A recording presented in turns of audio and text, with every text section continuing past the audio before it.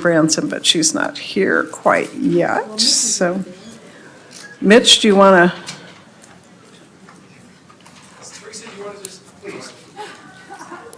Go for it, Teresa. We'll just go on to item 2. All right, okay, so this is for Susan. Thank you for attending the first of 2 hearings required prior to adopting the 2020 State Transportation Improvement Program. The STIP is a 5-year program of capital improvements adopted by the Commission biannually in even number years. It is comprised of the Regional Transportation Improvement Program, the RTIPs, prepared by the regional agencies, and the Interregional Transportation Improvement Program, the ITIP, prepared by Caltrans. State law requires the Commission to hold at least 2 hearings, one in the north and the other in the south, before adopting each new STIP. The purpose of the hearings is to reconcile any objections by any county or regional agency to the Caltrans program or Caltrans objections to any regional program.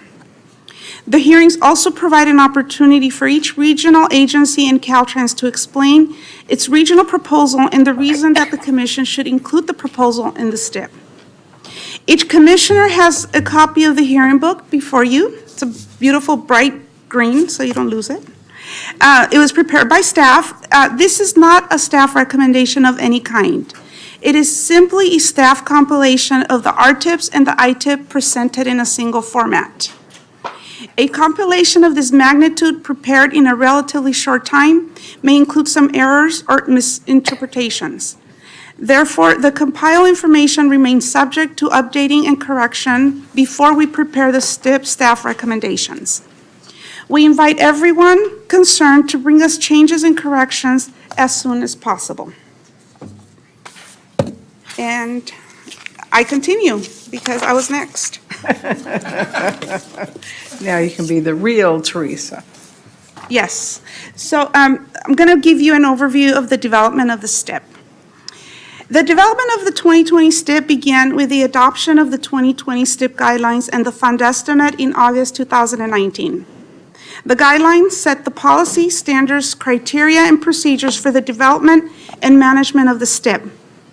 The fund estimate says the funding that is reasonably expected to be available over the STIP period. Per statute, the STIP must be constrained by the levels of funding identified in the fund estimate. Each STIP covers the 5-year periods. The 2020 STIP will cover fiscal years 2021 to 24-25. The first 3 years of the STIP overlap from the 2018 STIP, and the last 2 years are 2 new years of programming capacity that is added to the STIP cycle. In addition, each STIP covers portion of consecutive 4-year county share periods. For the 2020 STIP, the first 4 years complete a 4-year county share period, and the last year starts a new one. Per statute, the Commission must program all proposals that fall within the county share period that closes in this cycle, unless it rejects the proposal in its entirety. The 2020 fund estimate identified 3 targets for each region in Caltrans.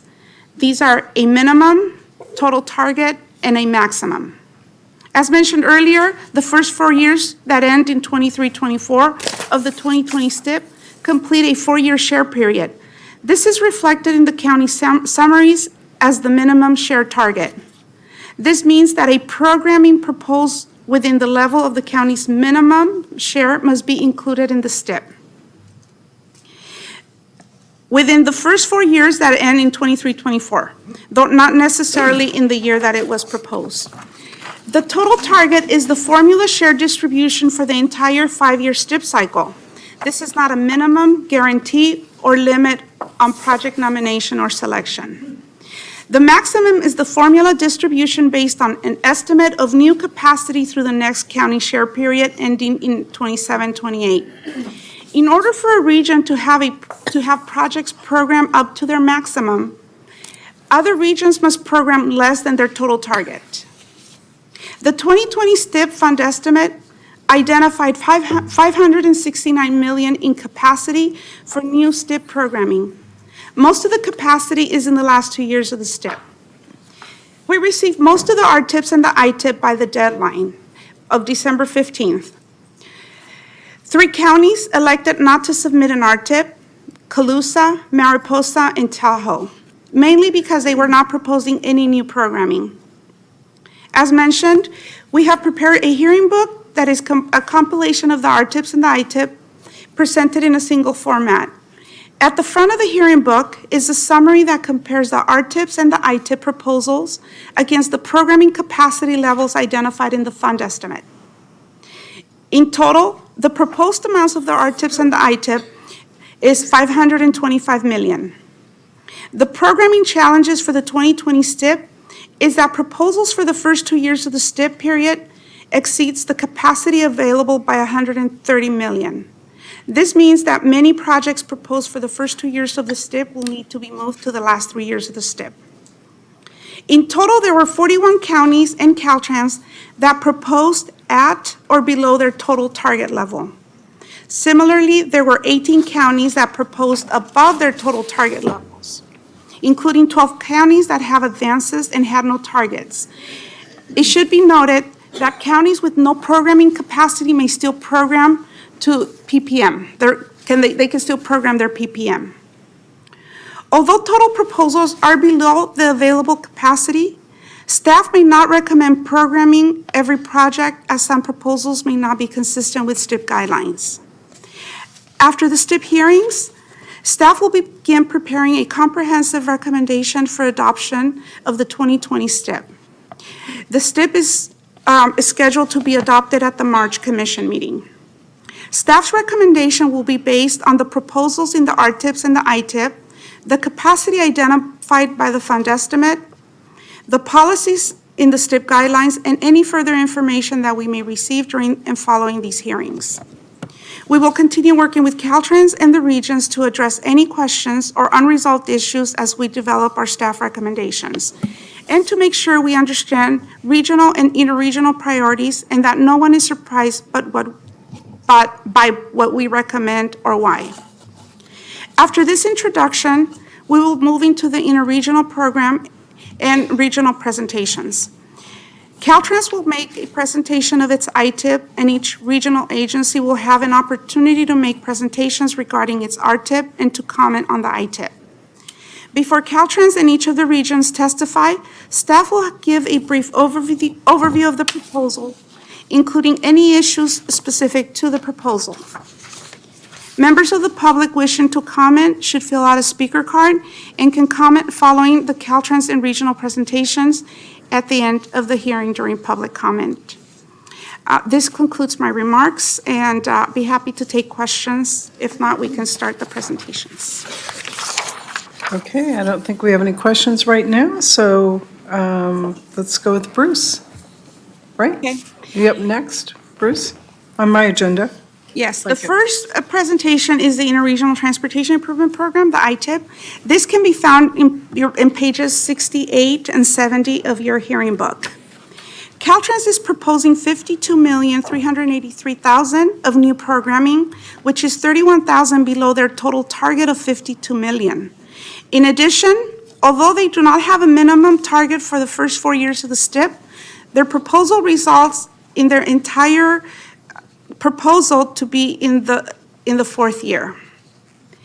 On the highway side, they are proposing to add cost increases to 3 projects, 2 are programmed to construction and 1 to right-of-way. They are proposing to delete a right-of-way component to a project in San Luis Obispo, and they're reducing funding from 2 State Route 99 projects in Madera and Tulare counties.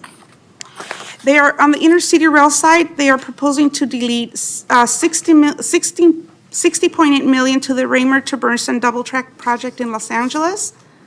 This project had been programming the 2012 STIP with delays and cost adjustments, and now they're proposing to remove it and add the Link Union Station project in Los Angeles. They're also adding funding and delaying the Coast Subdivision Rail Corridor Improvement Project, and they're proposing to reduce funding for 2 rail projects in the San Joaquin Corridor and add 2 new projects to that corridor. Issues that we have found with the ITIP is that the cost-benefit analysis that is required to propose new projects is missing from the ITIP. The project study reports did not provide the adequate information to determine purpose and need of the projects with a clearly defined scope. For the coastal subdivision project, this is the carryover project from the 2018 STIP with the cost increases. There is not a clear explanation for the cost increase, and the PSR dated June 2019 indicates that the improvements are in a line that at the moment will not benefit the capital corridors. In that PSR, it does say that eventually, if the capital corridor does move, it will have significant benefits, but it's still not clear if that will even occur. We have requested Caltrans for additional information on this, and we will be working with them. So Bruce DeTerra can. Sounds like Teresa's not happy, Bruce, so yeah. Did you get the gist of that? I did, and actually, Teresa's been very helpful in working with us through a lot of clarifications as we've been making these changes on these projects. We appreciate the actual working towards the solution, but she hasn't been giving us a free ride either. She's asking lots of tough questions, and so we're working with folks to answer them. And we do have folks here who can respond to some questions on the details of the projects that were referenced. So I want to remind again that the Interregional Transportation Improvement Program is multimodal, and so that's reflected on the cover of our document, the actual ITIP, and then my presentation too. That this is a transitioning document and time period for us on how we think about interregional movement, and that we have to address the needs of all users of that transportation system across all modes, and not only the automobiles and trucks, which we traditionally have focused on. We still need to address those needs, but while we're addressing those needs, we also need to address other needs. And each of these 4 corridors that are represented here are actually ITIP corridors with ITIP projects associated with those corridors. On the lower left, Highway 46. On the lower right, it would be Highway 99. Upper right's Highway 101 between Ventura and Santa Barbara County. And then, of course, the most important of the pictures is the multimodal facility in the city of Davis, which I happen to be a resident of. Thus, this picture is in there. It's not showing up on our little screens. Yeah. Not? It's not, we can turn around, but. Are you able to see any of the slides? But not this.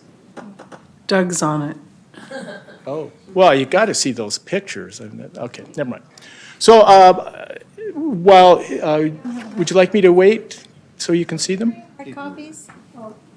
I think, do you have, I don't know if you have hard copies. Yeah, I didn't know if you had printouts. What? You have to do all of us. So projector A. Projector A, okay. Okay, Touch or full screen, got it. thanks. Okay, thank you. I was going to send somebody out into the hallway to get a teenager in here to see if we could do Thanks, that. Matt. Start again. Yeah, oh, okay, yeah. Teenager at heart still, all right. So there was a very nice picture of the city of Davis, the train station there. One-way street. So it's, this is out of government code, very simple statements to interregional projects to improve state highways, intercity passenger rail system for both goods and people. The 2020 programming capacity, the funding we have available to address the needs for the STIP fund estimate provided $635 million to the state with a split due to SB 45, the 75% for the regions and 25% to the state, and the state's 25% going into the ITIP, provided $158 million to us.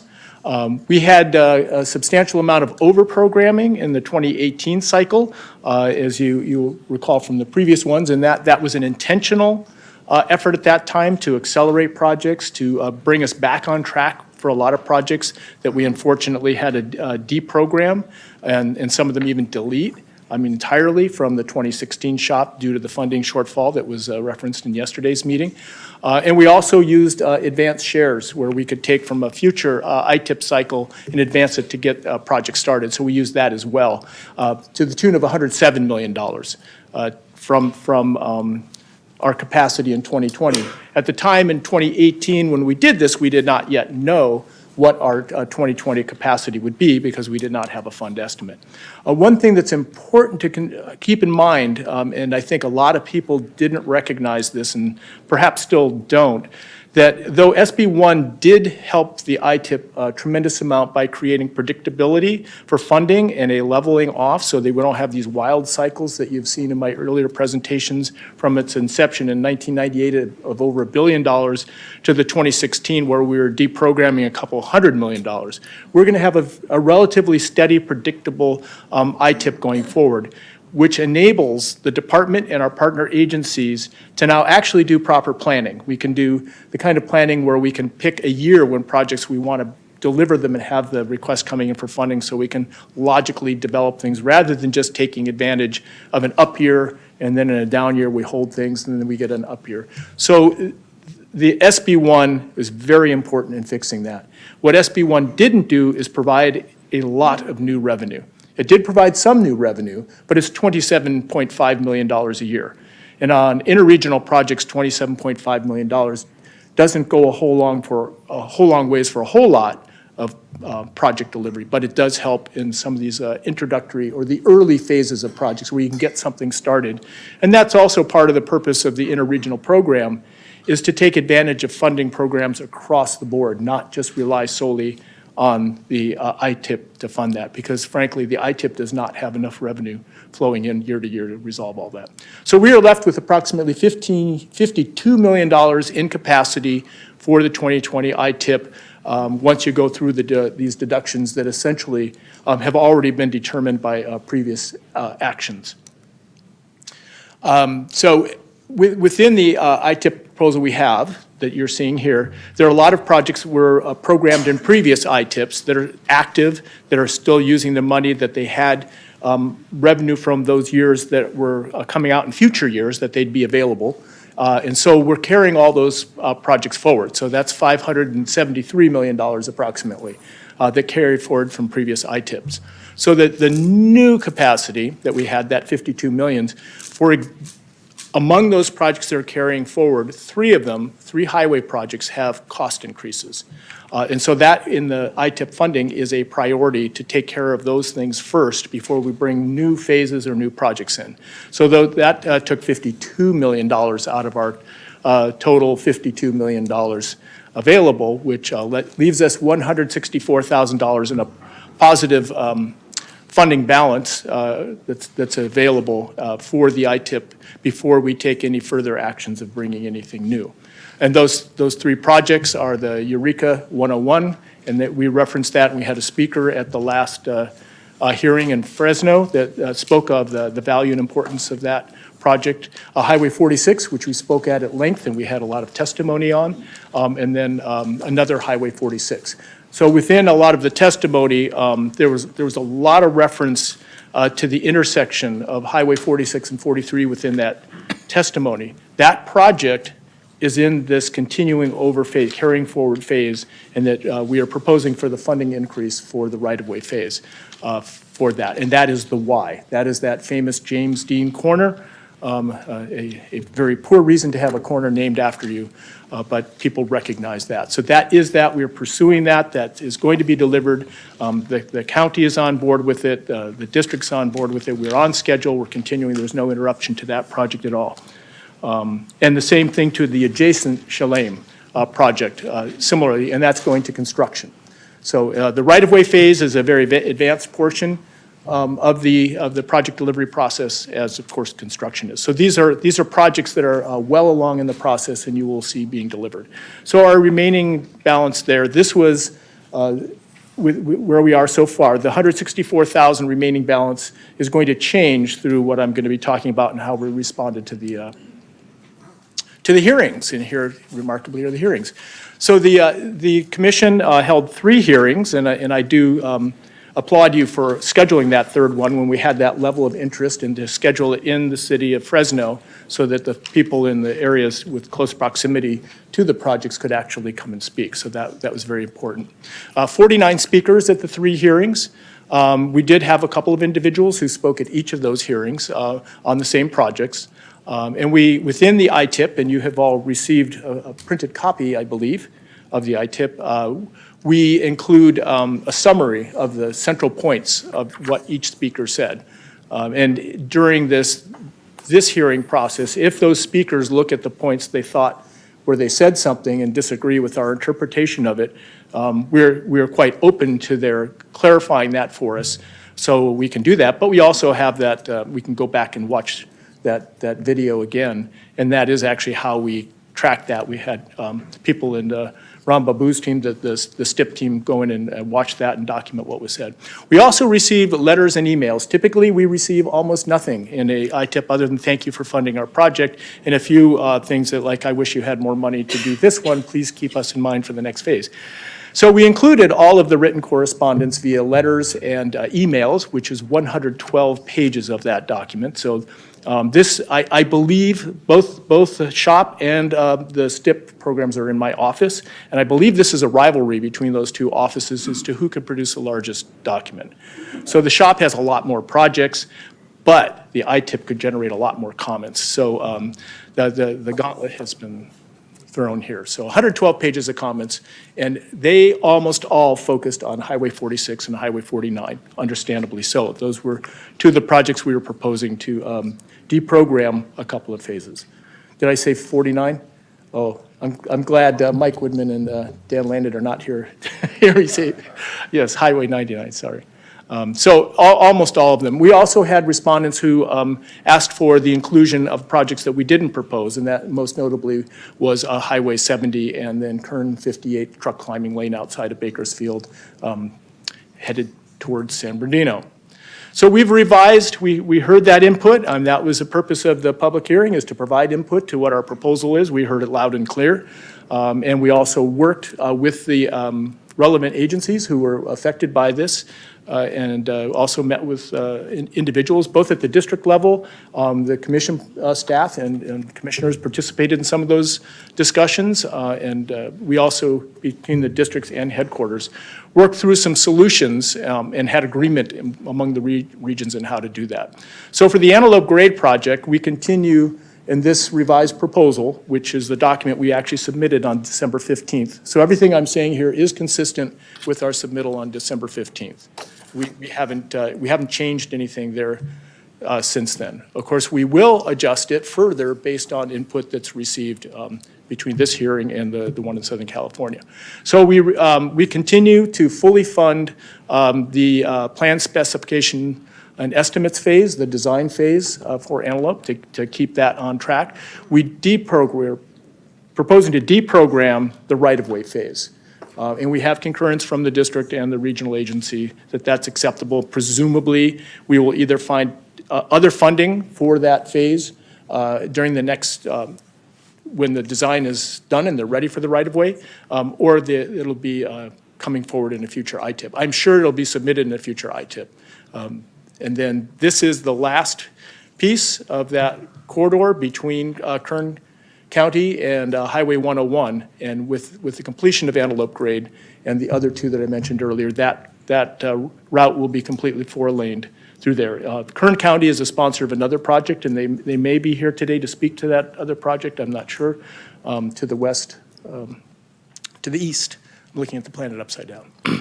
Let's see, and then in Madera County and Tulare County, we had proposed to deprogram two phases, ironically, that we had advanced with the APDE funds in 2018. And both of these were to create capacity, funding capacity to do other projects. So the way we resolved this, we retained a portion of the ITIP funds, and then we had Highway 99 bond savings that can only be utilized on Highway 99.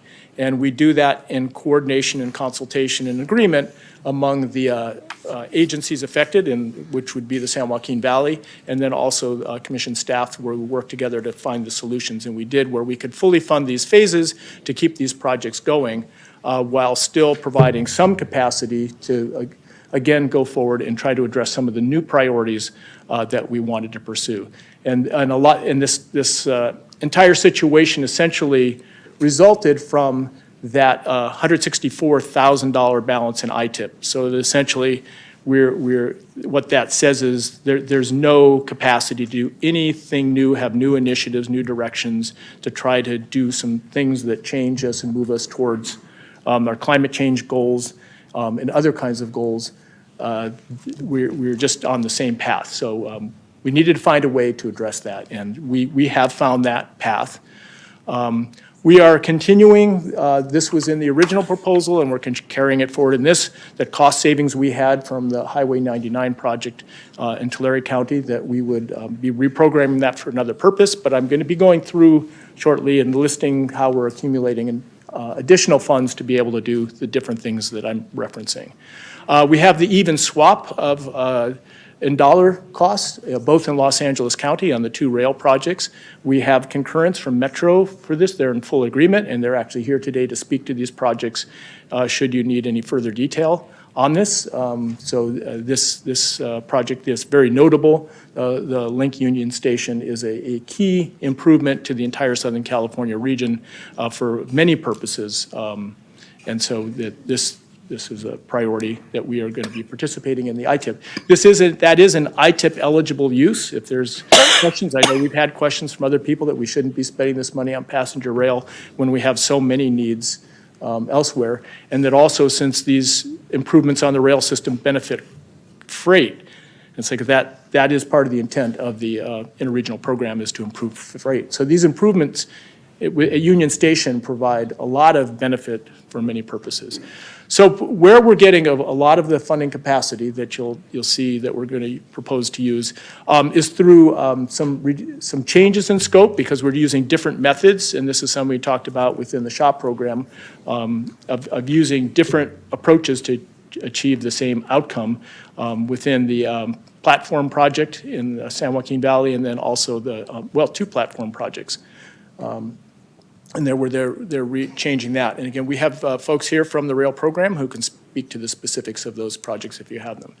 So as we go through this, we have, from the beginning, we had that $164,000 positive balance, the Tulare savings, the deprogramming of right-of-way on Highway 46 in San Luis Obispo County, and then the rest of that list to provide $47 million approximately, from which that we can address some projects that were different from the initial proposal.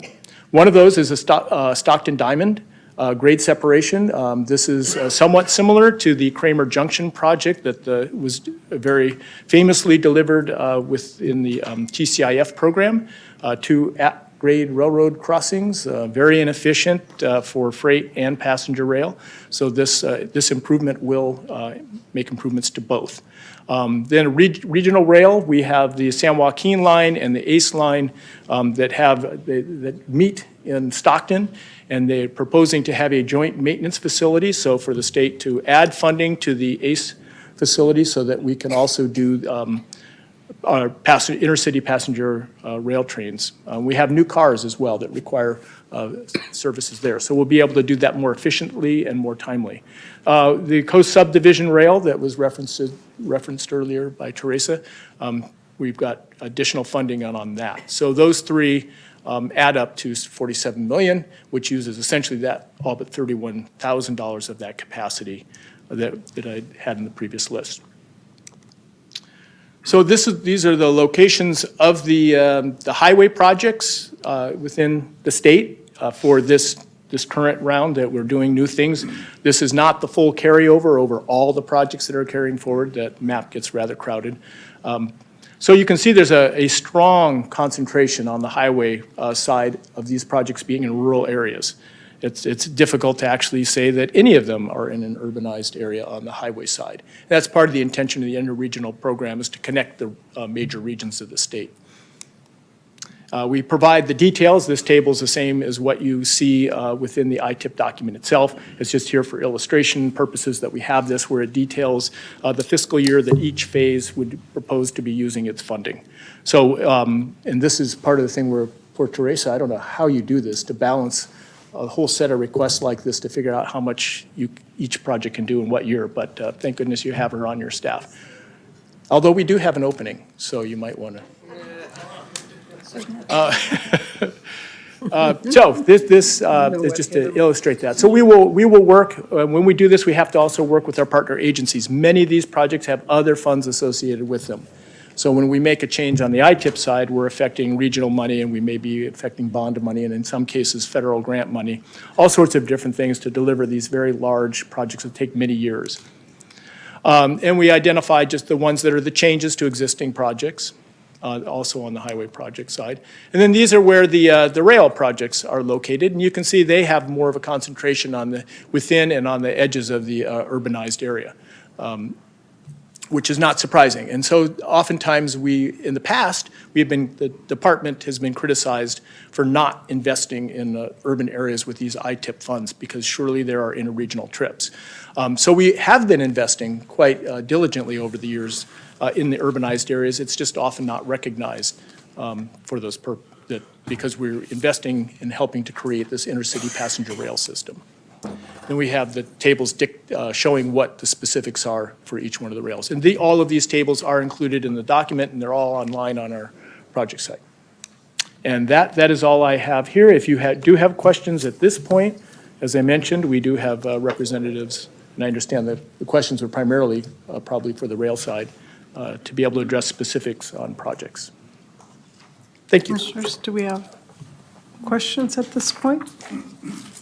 Just real quick, staff is going to continue working with the department just to get clarifications on a lot of the issues that we do have. And we will just continue working with them, because there are some concerns on some of the projects that they are proposing and how they are proposing them. So we will continue working with them, and we'll keep you informed. Teresa, are you also wearing your resiliency planning lenses with your glasses when you're looking at all of this too? And the reason I ask is we recently did the San Luis Obispo site visits shortly after the I-5 was closed. And so it's very fresh in everybody's mind about resiliency and unfortunately how often some of our main arteries will close. So does resiliency come into your work? That is one of the considerations for project selection and corridor selection in the ITIP. It ties back to the ITSP, and while the word resiliency isn't specifically utilized, that's a more current term than what we used to use on that. But that connectivity, connecting regions to provide the ability for emergency responses and evacuations is part of the purpose of some of these efforts. All right. And the Highway 46 projects will actually provide, that ability to move people out of the Central Coast to the Central Valley or vice versa, should the need arise. Okay, Mitch? Sorry, Mitch. So recognizing the importance of the intercity rail program, I note that the department's delivery of the intercity rail projects has lagged considerably behind its ability to deliver other projects in the ITIP. And do we know, A, to what that might be attributed, and to B, how we might prevent that in the future? Would you prefer to get back to me at a later? I would on the for specific projects, but in general, we have a very strong emphasis on rail, and we're paying a lot of attention, and we have new folks who've been working on that, and I believe that they're going to be able to change that history. And we have a lot of the things that have been lagging, and some of it has to do with that we're just working with railroads, and it takes longer. And we've had a number of recent breakthroughs that are on some of these major projects to move forward, so that's beneficial. But I can say that when we all cooperate together, and again, I'll use that poster child of Kramer Junction, we can deliver an incredibly complex project when we have that cooperation across the board quickly. And actually on that one, I believe it was actually under budget, which is quite an achievement. So yes, we're doing that. And again, we can have a rail representative speak to that specifically, your question. Thank you, Bruce. Okay, I think we're ready to go to our Central Coast Coalition, is that right? That's correct. Okay, Thank you, wonderful. Commissioners. The next set of presentations is a joint presentation by Central Coast Coalition, 5 counties. And it's on your agenda, but the presentations will be in a different order. So there'll be first Santa Cruz, Brought some props. San Benito, Monterey, Slocog, and Santa Barbara will close it out. So before they start, I want to give a brief points or items that are in each county. In Santa Cruz, they're they're proposing to program up to their $5 million target. The only issue there is that their proposal, it's 2.2 million above their minimum amount. Most of the capacity will be going to a new project, 4.9 million to the Route 1 Ox Lanes project. And this project will seek SB1 funding in the future. San Benito County, they have no target and are only proposing to program PPM as allowed under the guidelines. Monterey County is proposing to program to their target of 19.9 million, and they're proposing changes to 4 existing projects. And they're going to increase funding to some of the projects and change implementing agency from TANSI to Caltrans for their Route 68 Operational Improvements Project. And they will be deleting a small local road project that's connected to Route 156, $2 million. And they'll be adding package 2 of the rail extension project. And they're adding 2.5 million that was lapsed in the previous STIP. They're restoring it to that package 2 for that project. San Luis Obispo, they're proposing many changes, but their proposal ends in a net zero change because of some minuses and some additions. They will be delaying 2 projects, programming 1920 to 2021. They're proposing to, this delay is not consistent with the guidelines. And the 2020 STIP specific guidelines allow for those APD projects to be deleted but not delayed, which is counter to the guidelines. So those 2 requests are not consistent. And they're proposing to add PNED to their Pismo Beach TSM project, and they're clarifying the schedule for their Route 101, Route 46 improvements project. And in Santa Barbara, they have a small target, and they're proposing to program it all to their PPM. They have advanced the previous shares for segments of the Route 101 HOV lanes project. And with that, I guess we'll start with the First County. I love it. Thank you. You may be wondering what I'm doing with a bus on my shoulder. At least I didn't come with a chip on my shoulder. It'll all make sense in just a few minutes. Good afternoon, Commissioners. This looks I like am it's going Guy- to crash, so that Pardon? might be a little problem for us. I will take the bus off, for the safety of the passengers on board. Thank you. Good afternoon, Commissioners. I am Guy Preston, Executive Director of the Santa Cruz County Regional Transportation Commission, also known as the RTC. Thank you for the opportunity to introduce the Central Coast Coalition and present the 2020 RTIP for Santa Cruz County. RTC is a member of the Central Coast Coalition, which consists of the 5 RTPAs, San Benito, Santa Cruz, Monterey, San Luis Obispo, and Santa Barbara counties, and the Association of Monterey Bay Area Governments.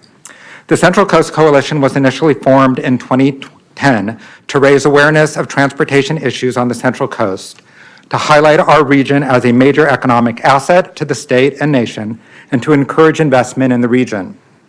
We promote the safe and efficient movement of people and goods along US 101, State Route 1, and our many east-west routes, expanding passenger rail along the coast, preserving our existing transportation facilities, and expanding active transportation as we work to build sustainable communities and reduce greenhouse gas emissions. Multimodal transportation facilities on the Central Coast are essential for moving people safely, providing access to jobs, numerous universities, colleges, and local schools, allowing people to visit our beautiful coastline, parks, and other tourist destinations, as well as improving the movement of both agriculture and high-valued goods. We would not be able to make our planned improvements if it were not for the CTC's ongoing partnership, and I thank you for that. As demonstrated in our 2020 RTIP proposals, which we will all highlight today, Our coalition is unified in delivering impactful and safety-oriented multimodal projects along the Central Coast. Santa Cruz County's 2020 RTIP proposal. State Route 1 is the primary route connecting communities in the southern and central areas of the Santa Cruz County and is the only continuous commuter route linking Watsonville, Capitola, Aptos, Cabrillo College, Santa Cruz, and the University of California at Santa Cruz. Route 1 serves local traffic between the cities and communities in Santa Cruz County, commuter traffic continuing on State Route 17 to jobs in the Silicon Valley, Santa Cruz commuters who work in Monterey and vice versa, as well as tourist and recreational-oriented traffic heading to coastal destinations. Route 1 in Santa Cruz County is highly traveled, heavily congested traffic corridor. Route 1 experiences extremely long peak periods of congestion, with the morning commute extending right into the afternoon commute. It often takes an hour to travel 15 miles between Santa Cruz and Watsonville. RTC recently became a self-help multimodal transportation county in 2016 with the passage of Measure D, a 30-year half-cent sales tax. However, Santa Cruz has had a permanent half-cent sales tax dedicated for transit since 1979. For over 4 decades, Santa Cruz has prioritized bus service over highway widening. Unfortunately, it is hard to convince people to get out of their cars and take the public transit when our buses are stuck in traffic on Highway 1. There have been numerous studies on what to do about Highway 1. The most congested section is only about 7.5 miles long, but it is extremely challenging due to the high number of interchanges and difficult geography. Due to the high cost of widening and concerns about inducing demand, the RTC has prioritized constructing auxiliary lanes as a means to improving mainline operations and reducing cut-through traffic that impacts the traffic and safety of our local streets and roads. Auxiliary lanes help operations by increasing the merge distance, but they do not increase overall highway capacity. The first set of auxiliary lanes was completed as part of the Proposition 1B CMIA program, and it is the only section of Highway 1 that has seen congestion relief. In 2013, state legislation was passed that allow transit buses to utilize highway shoulders, but only in Santa Cruz and Monterey counties, and subject to the approval of Caltrans and the California Highway Patrol.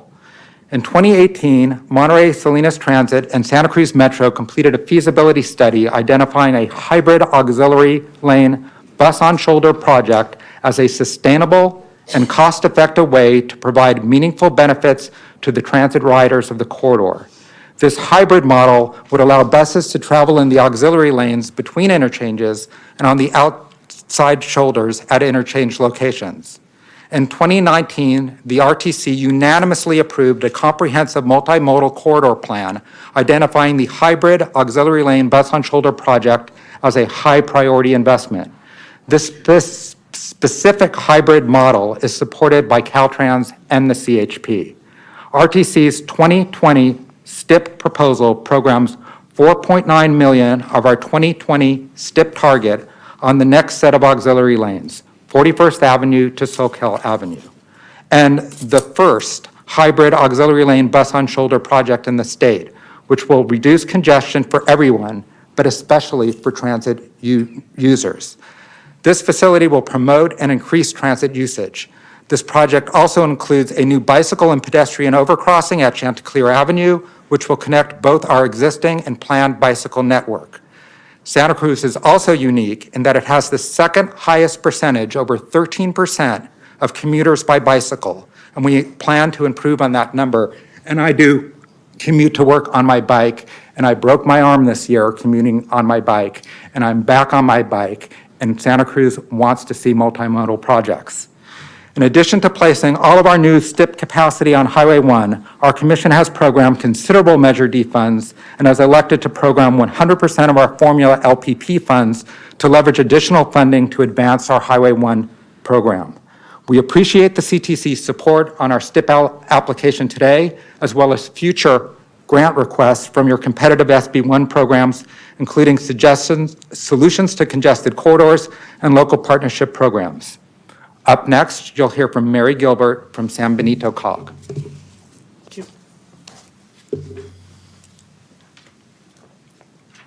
You can find the San Benito list of projects on page 40.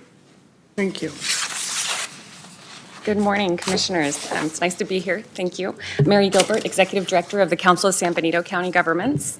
I'm happy to be here to speak with my colleagues from the Central Coast Coalition and highlight our projects in our Regional Transportation Improvement Program today. So we are located, as you see on the map, just southeast of Santa Cruz, but we border Santa Cruz County to the north. We're a rural county. We have about a population of about 58,000 people, but our proximity to Santa Clara County means we're within reasonable commuting distance, and about half of our workforce uses state highways to get to jobs in the Silicon Valley.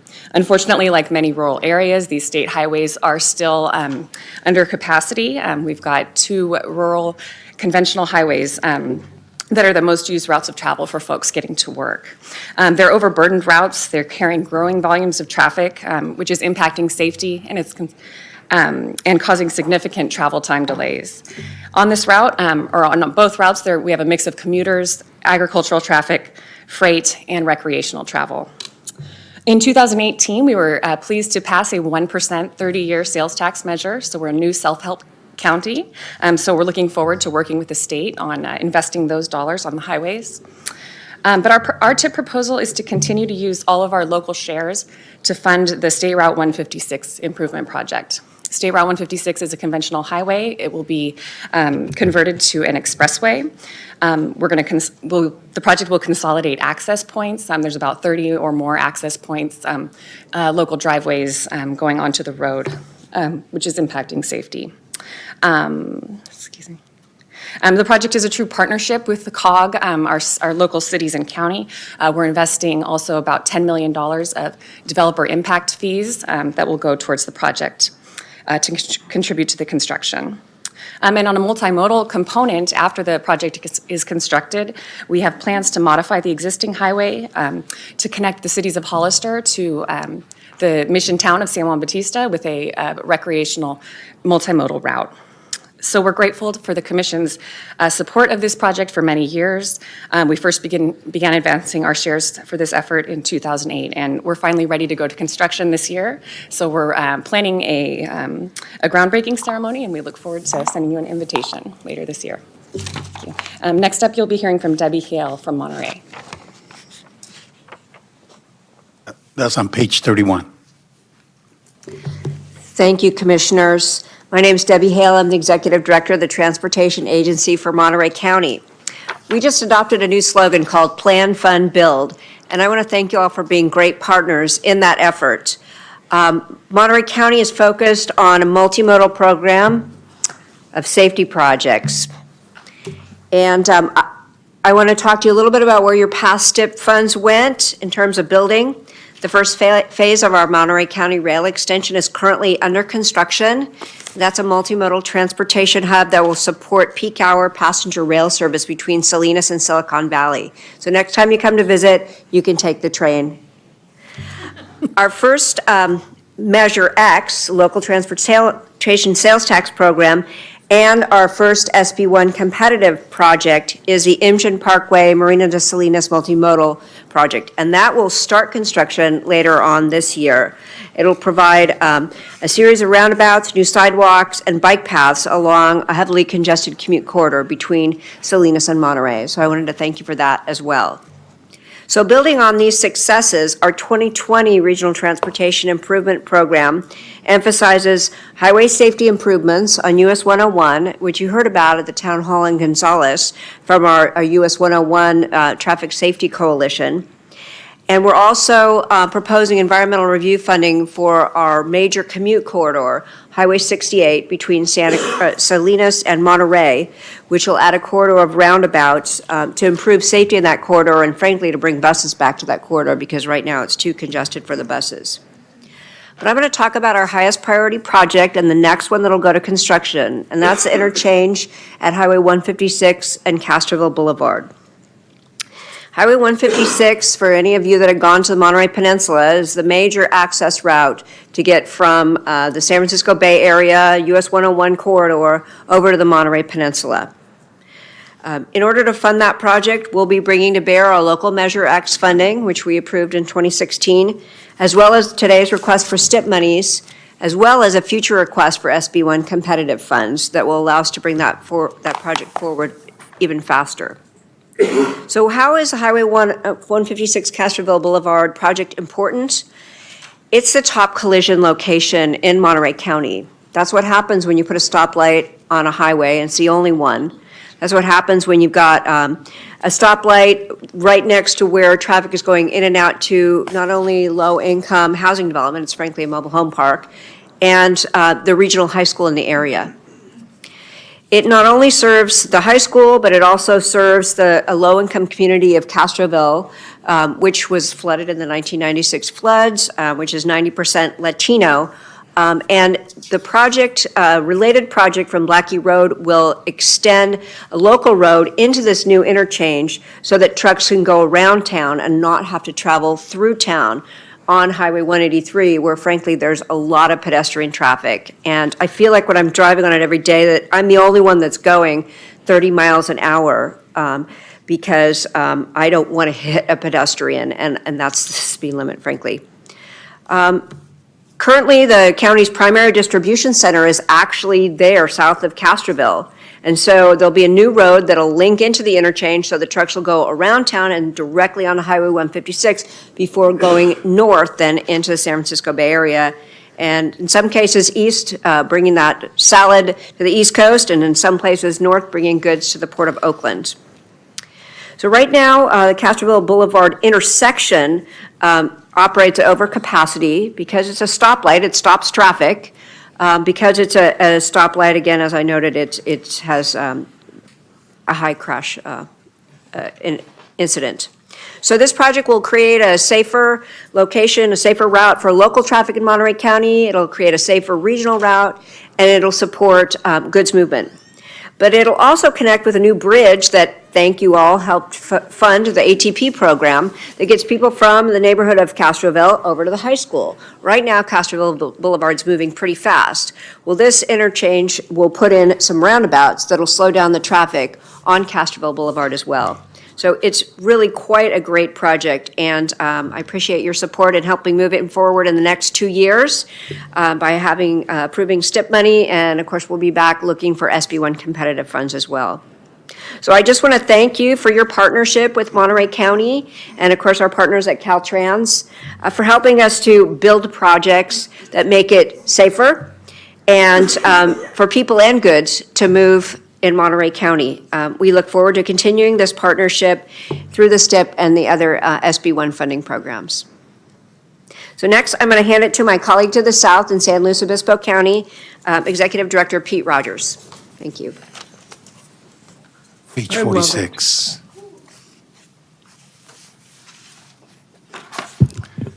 Good morning, Madam Chair. I'm Pete Rogers, San Luis Obispo Council of Governments and Commissioners. Safety projects are the #1 projects in our county. My co-presenter here, James Dean, who died at the Y in 1955, if you don't know, was a cultural icon. And he represented teen angst. And let me tell you, there's still angst in the county about the accidents that happen at the Y on Highway 46. He was most well known for the Rebel Without a Cause, and this project has been termed a project with a cause, because Highway 46 and 101 are really the lifeline routes in and out of San Luis Obispo County, and Highway 101 and 46 are the focus of our efforts. The Highway 46 corridor carries about $7 billion a year in commodity movements across that corridor, and it feeds the $5 billion coastal tourism industry. Our local CHP tells us that 30% of the emergency response calls in the whole North County are about Highway 46. And actually, in the last 5 years, we've had 20 fatalities there with 61 injuries. So without question, Highway 46 is a critical alternative route, especially for resiliency and in inclement weather, as we had the closure of the Grapevine on December 26th. And let me tell you, Highway 46 was a parking lot. Our RTIP recommends continued investment in the 46 corridor to the best of our ability. To date, over $500 million in regional, state, and federal funding has been committed to this corridor. You heard earlier about the associated projects here with the Chelam segment and the Y segment. We strongly support the ITIP funding recommendations, especially the increases on Shalom, and even though there's a cut on the Antelope grade, we pledge to submit grant applications for infra and build to really complete this project. Turning to Highway 101, you know, when you're driving south on Highway 101, you cross the Golden Gate Bridge, and the next time you see the ocean is in Pismo Beach, and you have a lot of this going on, and there's a rash of incidents in this location. In 2014, we proposed in our congested corridor plan in 2014, this was the highest priority project. We're proposing the construction of a peak hour managed lane on the shoulder in the southbound direction. We have a jobs housing imbalance with affordable housing being in the south end in Santa Maria and in the South County, and all the jobs being in San Luis Obispo. We really think we've come up with the right size solution. This is a multimodal project. We're copying Santa Barbara with the train in a lane, as we already have a train in the right slot, and we're buying down the Amtrak rail tickets to support this project. We're building park and ride lots as part of the program, as well as pedestrian and bike improvement projects. Our goal is simple: to leverage our funds and partner with local, state, and federal stakeholders every chance we get. In our application request for SCCP, we won't be coming to you with a handout seeking all of these new transportation revenues. Our board has committed a 43% match, or $12 million of our discretionary funds, to secure the remaining $16 million, which is about 57%. As you know, we're not a self-help county. In 2016, we missed by less than 1%, or 467 votes out of 130,000 votes cast. It still stings, but we pledge to move forward in 2022 or 2024 if we can. We're very grateful to your staff for the recommendations on the ITIP and helping us through this STIP cycle, and especially the real professionalism in the development of the SCCP guidelines. Thank you, and with that, I will turn it over to Margie Kern from Santa Barbara. And I'll leave James. No, I better take James. That's on page 48. Either way.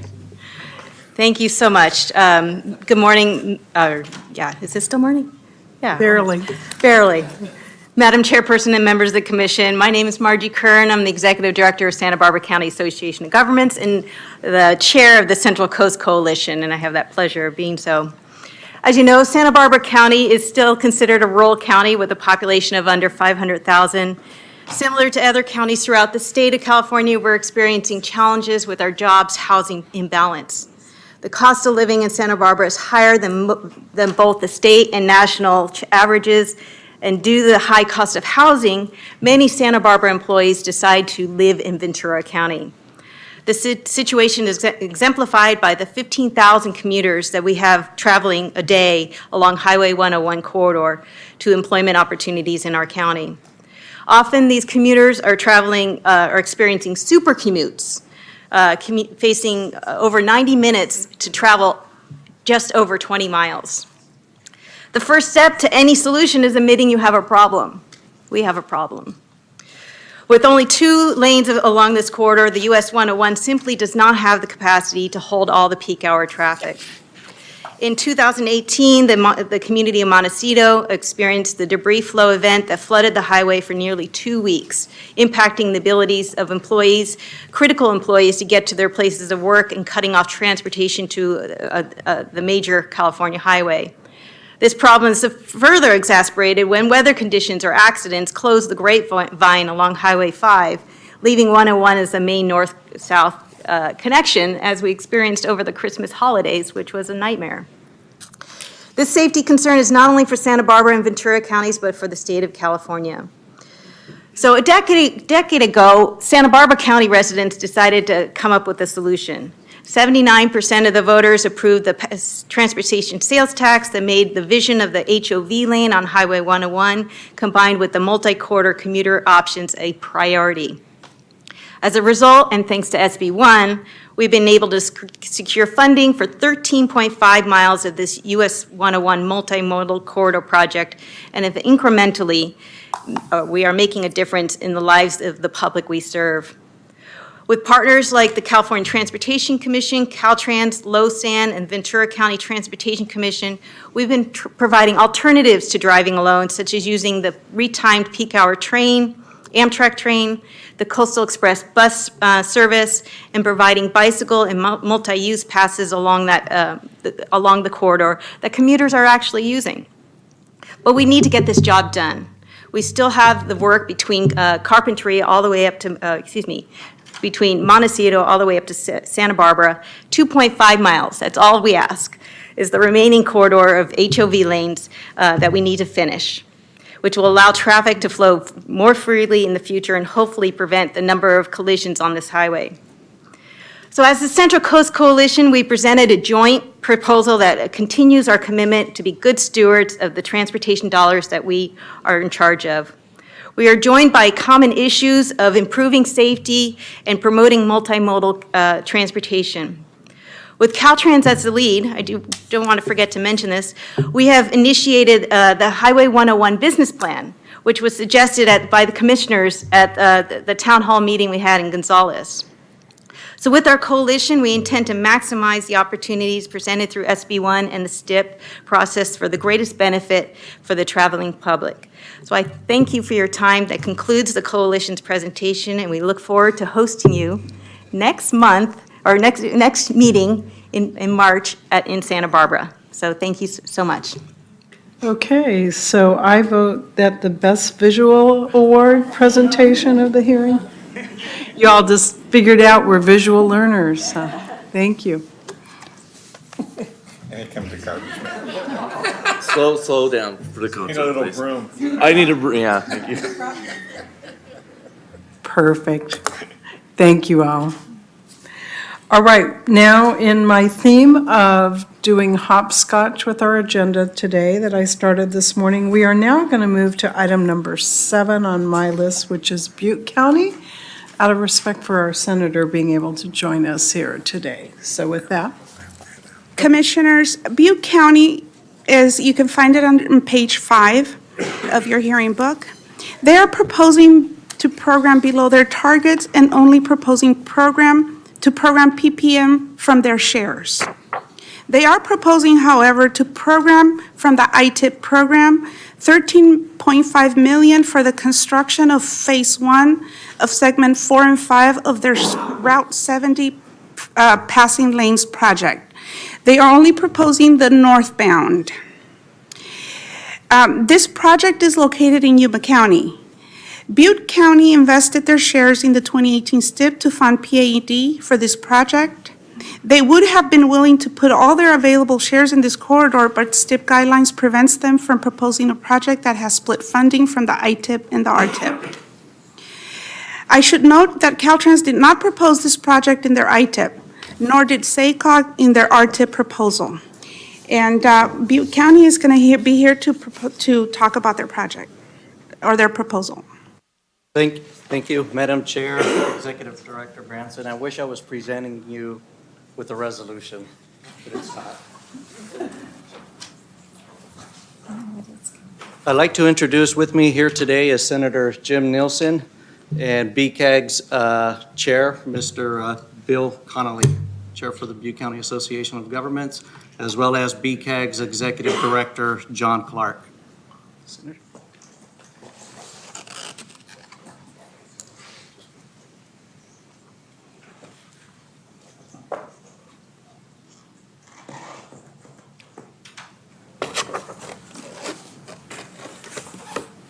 Sorry, I keep bringing this one back. I know.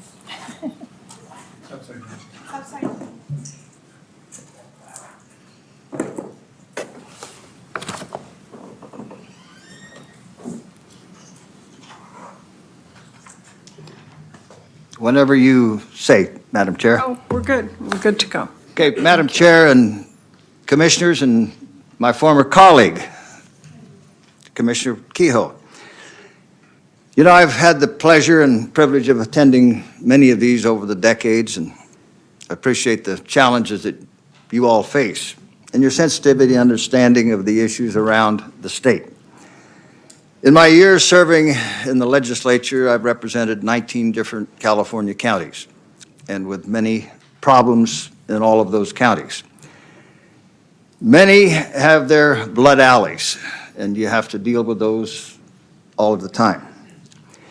This particular area, though, has been more recently very particularly affected with disasters of great moment and consequence, hence all the more important for us to be able to move ahead with this particular project.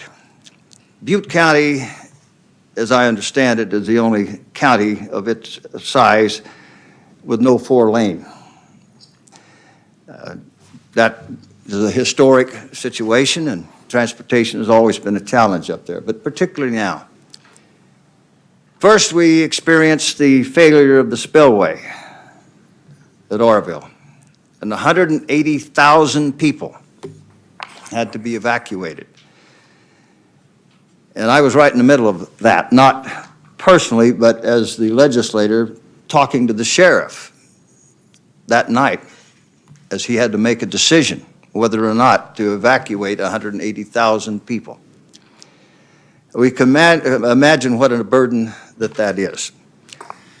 This stretch is particularly important from the standpoint of when we do have future disasters, and maybe these fires over some time will get better. But in the region, we don't anticipate that we're going to be able to sigh any relief in the foreseeable future, notwithstanding things that are going on right now. That is one of the key issues. And it sure brings it to the fore when you have to have evacuations of the magnitude that we have had to face. Now, put it in perspective, at 11 o'clock that night of the spillway failure, I'm talking to the sheriff on my way up, and he's on the scene. He said, Jim, I don't know what I'm going to do. I have to make a decision whether to evacuate or not. Some 180,000 plus people. And I said, Corey, here's the deal. You make your decision. I won't be behind you. I won't be beside you. I'll be in front of you. And we'll get it done. Well, that did work out. And many revisions and things have happened in the past. But structurally, to accommodate these eventualities, you do have to have the means. And this stretch is particularly important to the North State. So much traffic comes down through there. And in these rural counties, we have another affliction, or impediment, or challenge, or blessing, if you will, that during many seasons of the year, and in California, we harvest 12 months of the year. We plant and harvest.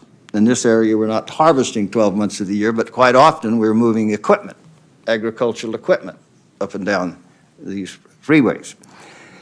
And you certainly understand the frustration of motorists when they get behind a large tractor or whatever, and the impatience of drivers. I personally and my wife deal with it. I put 3,000 miles a month on my car, up and down these same roads, and I get to see it firsthand and deal with their frustration as well as my own.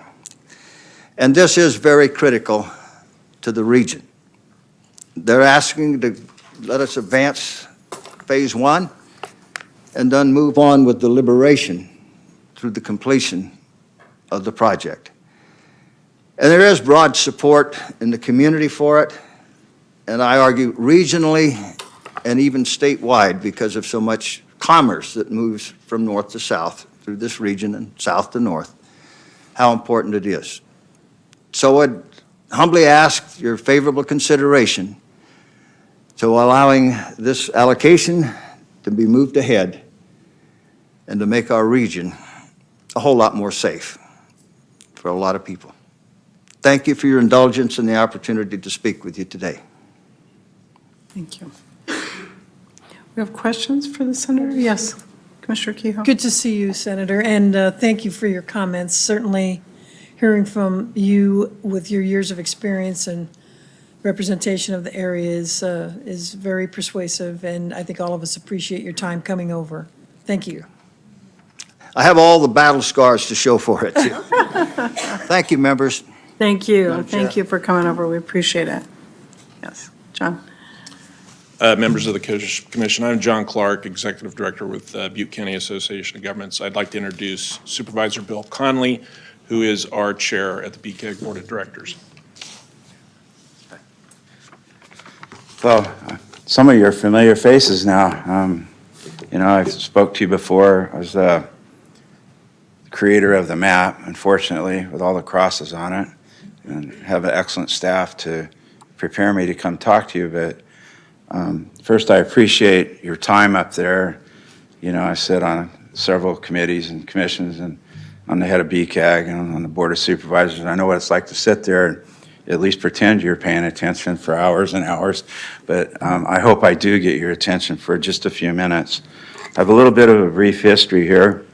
You know, I was raised in the area. I have many friends that travel this road every day. But BCAG, Butte County Area Government's been working with the CTC, Caltrans, since 1988 for over 30 years. We've programmed all our STIP funds to SR 70 since 1992. BCAG remains the largest county by population not connected by a 4-lane highway, something that was promised us by Pat Brown when they were building the Orville Dam. So that's been over 60 years. We have about 226,000 people. We have 10 supporting studies that say we need to widen Highway 70 to 5 lanes. And as mentioned by the senator, it's because we have so much agricultural traffic and because there's over 200 driveways and entrances to this stretch of Highway 70. We did an audit, a safety audit in 2019 that indicated that this 5 lanes would be 34% safer than keeping it 2 lanes with 1 center lane. And I might note that that's been tried before in Sutter County. They went to 3 lanes south of Yuba City, and the deaths simply moved down. And they had to eventually redo the whole thing, so it cost double the money, really, you know, to get the easements, widen it again. The reduction in fatalities just by going to 5 lanes, we figure it would be at least 15 lives out of the 44 that have died to date. There's 15 projects that have been completed in this quarter, and that totals over $1.3 billion. That's up to date. So we're really getting towards the end here.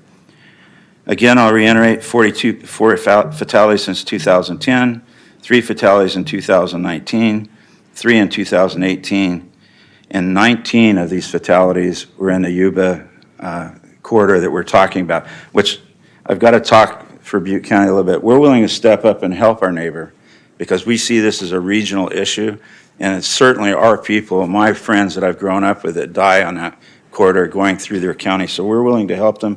We have done that. We've proven that in the past and we'll continue. On the evacuation, the senator spoke very eloquently about that. You couldn't move for hours. I mean, there was nowhere to go. I mean, you get 2 lanes going, you turn around, even get them going one way. It just wasn't working.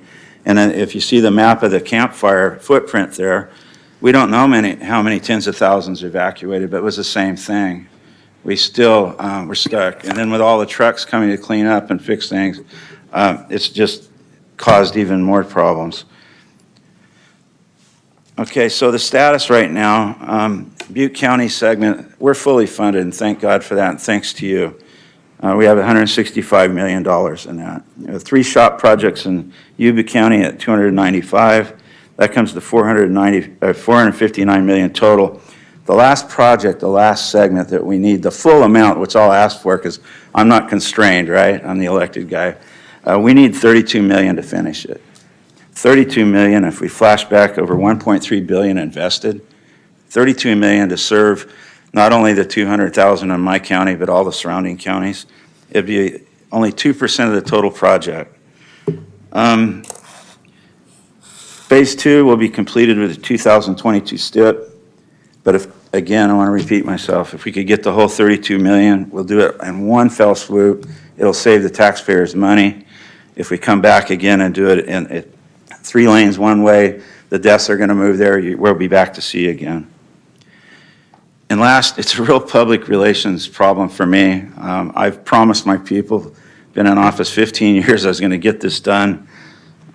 If we don't do it, and we don't do it in one fell swoop, I promise you I'll be down there with the black balloons, putting the crosses on the thing, and talking to the families that died.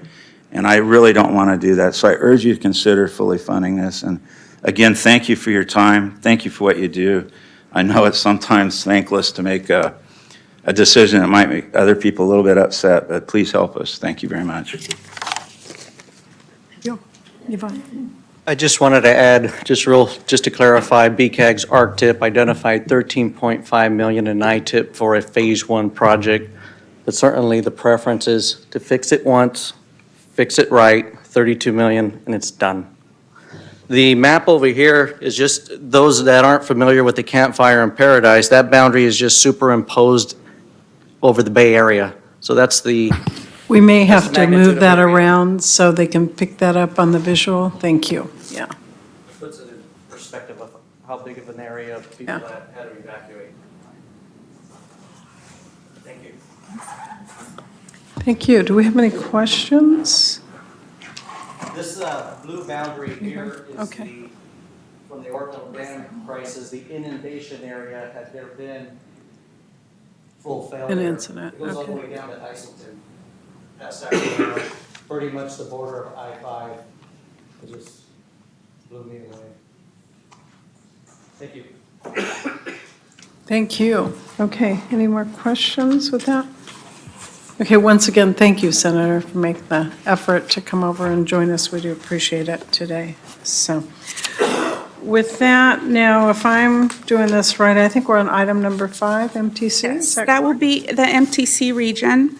This is, the MTC region covers 9 Bay Area counties: Alameda, Contra Costa, Marin, Napa, San Francisco, San Mateo, Santa Clara, Solano, and Sonoma.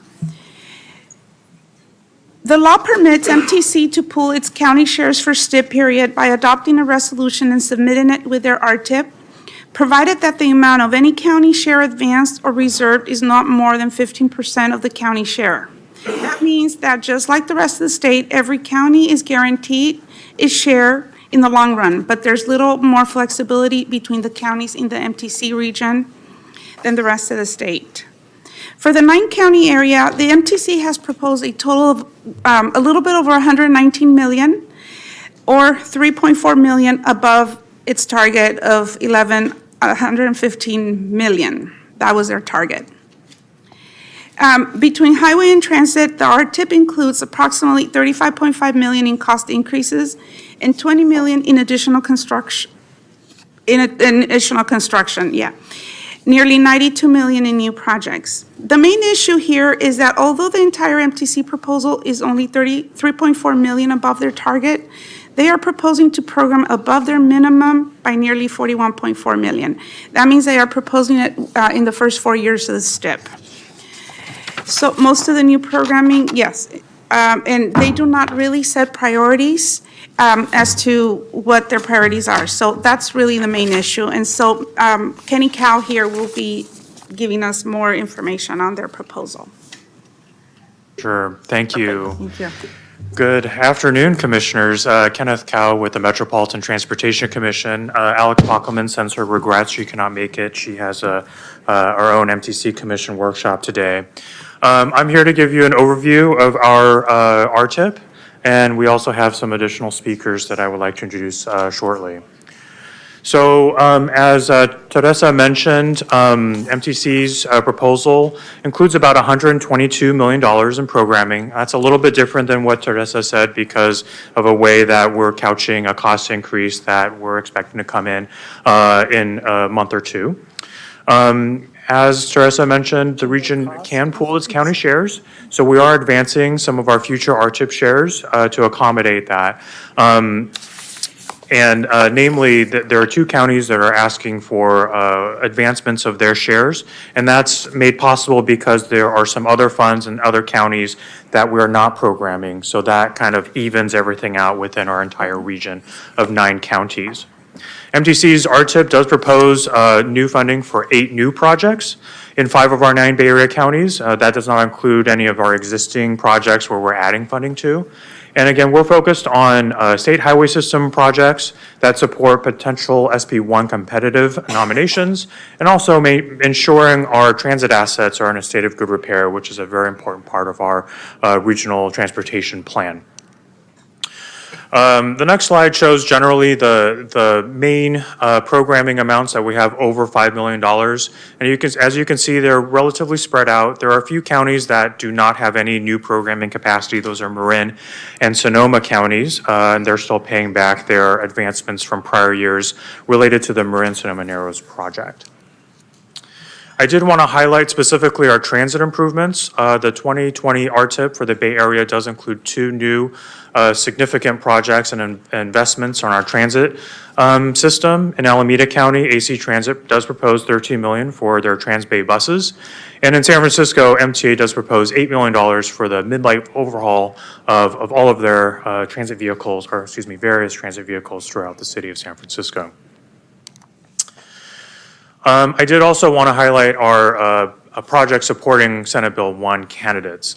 MTC's policies and procedures, which is included in this lovely binder here, in it, we strongly encourage our counties to propose RTIP funds to match SB1 competitive nominations. To that end, 3 of our counties did, Napa, Solano, and Santa Clara. And I did want to note that Napa and Solano are requesting their county share advancements to basically advance their future funding years. And next, I will be asking Daryl Halls and Kate Miller and Marcella Renzi from those 3 counties to come and give a little bit of an overview of those 3 projects. But I think one thing that really connects our entire presentation is that the Bay Area, we have 7 state-owned bridges, 8 if you include Golden Gate.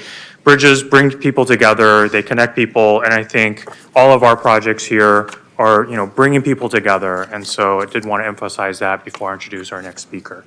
So I'd like to invite Kate, the Executive Director of Napa Valley Transportation Authority. Thank you, Kenny. Good afternoon. Kenny encouraged us to bring visuals, so just think of this as a subliminal message, and it's not James Dean, but it tastes a little better. So, next slide. Oh, I have the clicker, okay. So where do I point it? Just at this, okay. There we go. So this is Soskel Junction, and it sits at the intersection of State Route 29 and State Route 221. If you have ever been wine tasting in Napa, you have gotten stuck in this intersection, either going northbound or southbound, possibly both. It's State Route 29 is the only highway that actually traverses the entire valley, connecting all of Napa's 5 cities. 221 connects to Silverado Trail, a prominent county road, and combined, those are really the only 2 north and south exits when we have a fire emergency, and we have 5 million visitors a year. This is a typical picture of the intersection now. It is an at-grade signaled intersection, which we are proposing to change to a free-flowing overpass on 29 with above grade and below grade 2 roundabouts, and I have an animated rendering to show you later. And it's a very creative solution, not a capacity project. This in any given day in Napa, we have 353,000 auto trips, and we only have 140,000 people who live in the county. So we import a lot of our workers from adjacent counties where housing is a little bit more affordable, and traffic is a 24/7 problem. During peak periods or visitor periods, traffic can start at 5 in the morning and not end until 8 o'clock at night. Current level of service is F, so typically you have 7 minutes of delay at that intersection. I explained to you what we're proposing for the project. One of the great things about this intersection is that right now it's really unsafe for bikes and pedestrians. We're a heavy bike and pedestrian county. We, in fact, have the highest percentage of walk commute to work than any other county in the Bay Area. This intersection would allow for turning movements in all directions and for all modes, and that's a critical component for the way we want our planning to change State Route 29, which is going to be a major express bus corridor. It already supports our express buses, but we really have no way of supporting operating express bus on that corridor because we cannot serve passengers on the corridor. There's no bike and pedestrian improvements. So this is one of the improvements that we have planned in order to accommodate those operations. So the project is almost, the environmental document is almost certified. We've been partnering with Caltrans on this. We're hoping to include them in the design work as well. The total construction cost is $53 million.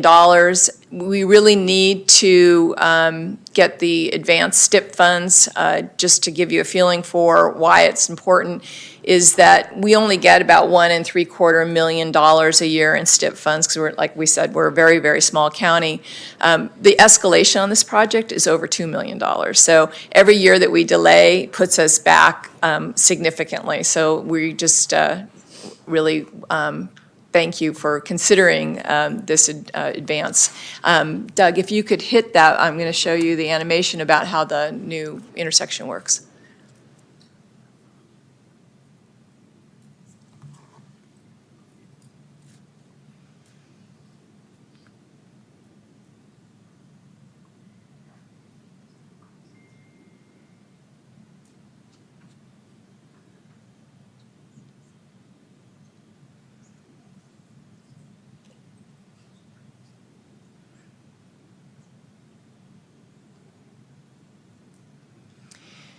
So that's what the intersection looks like now.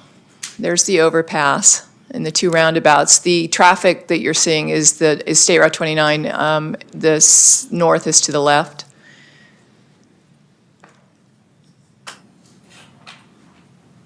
And this is the movement towards Soskull. Again, there's the State Route 29 overpass. Now this is Soskull southbound. We're about ready to enter the intersection.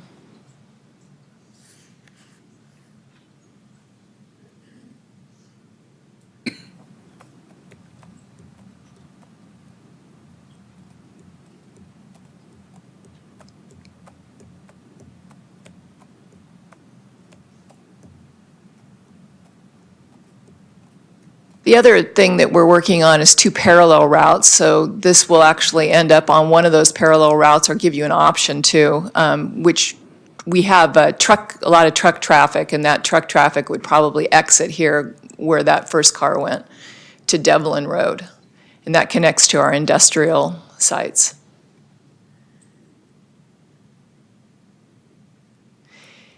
We vetted 8 other projects, but this is the only one that the community supported, mostly because it accommodates all modes and because it was context sensitive to Napa's geography. So I'll be happy to answer any questions. Okay, do we have any questions? I think we're good. Great. And Susan, this is actually for you, to thank you for your service, but I'll give it to you later. Dual benefit there of that prop, so. Okay, good to see you. So, good afternoon. Darrell Halls, Executive Director of Solano Transportation Authority. I think that the North Bay is going to try to win the culinary contest today. Oh, perfect. So, It's about as you know, Napa, Sonoma is known for wine. We are known for Jelly Bellies, Fairfield. So we're the sweet county, if you like that. There you go. So I'm here to talk about the IED Managed Lanes project. I think we've got a PowerPoint to follow along. And what I brought is a fact sheet that explains the project, so I'll leave that maybe with Mitch. Is that okay? There you go, Mitch. There we go. And I promised this bag to Susan. select the bag. So Jelly bellies. there you go. So good afternoon again. Scotty. So I'm here to talk about the ID managed lanes. Most of you have hopefully traveled between Sacramento and the Bay Area. You've been on Interstate 80, so you're very familiar with the project. I guess I'm clicking forward here. There we go. So this is where we're at. So Solano County, of course, is located just southwest of Sacramento. And we're really dealing with a mega regional project. We're a fairly small county, about 400,000 people. A lot of folks travel back and forth, San Francisco and Sacramento. We've been working with District 4 for quite a while and with MTC on how to deal with the I-80 traffic. And you can imagine what the problems are. There's a typical commute traffic in the mornings and evenings in the Bay Area. It's also when you have a major corridor like this, it's the weekend exit corridor. So people are leaving on Fridays, coming back on Sundays. In the last few years, it's also weekends. Really, weekends are very unpredictable now, Saturdays, Sundays, in both directions. So you have a lot of different challenges going on there.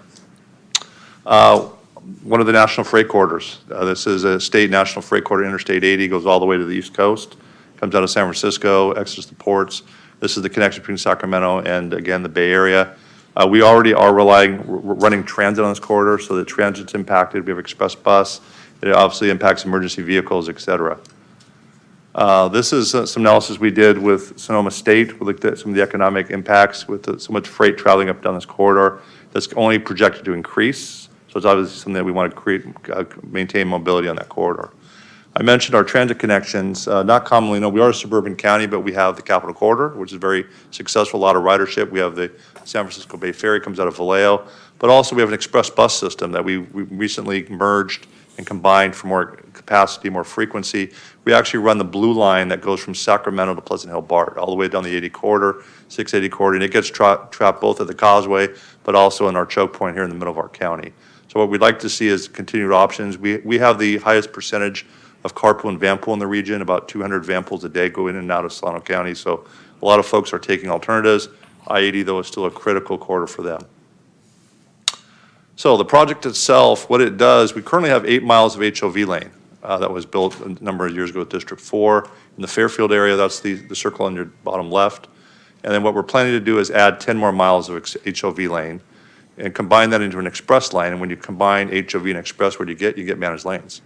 And so we've been working with the department. We've implemented ramp metering, message signs, all the infrastructures in this area.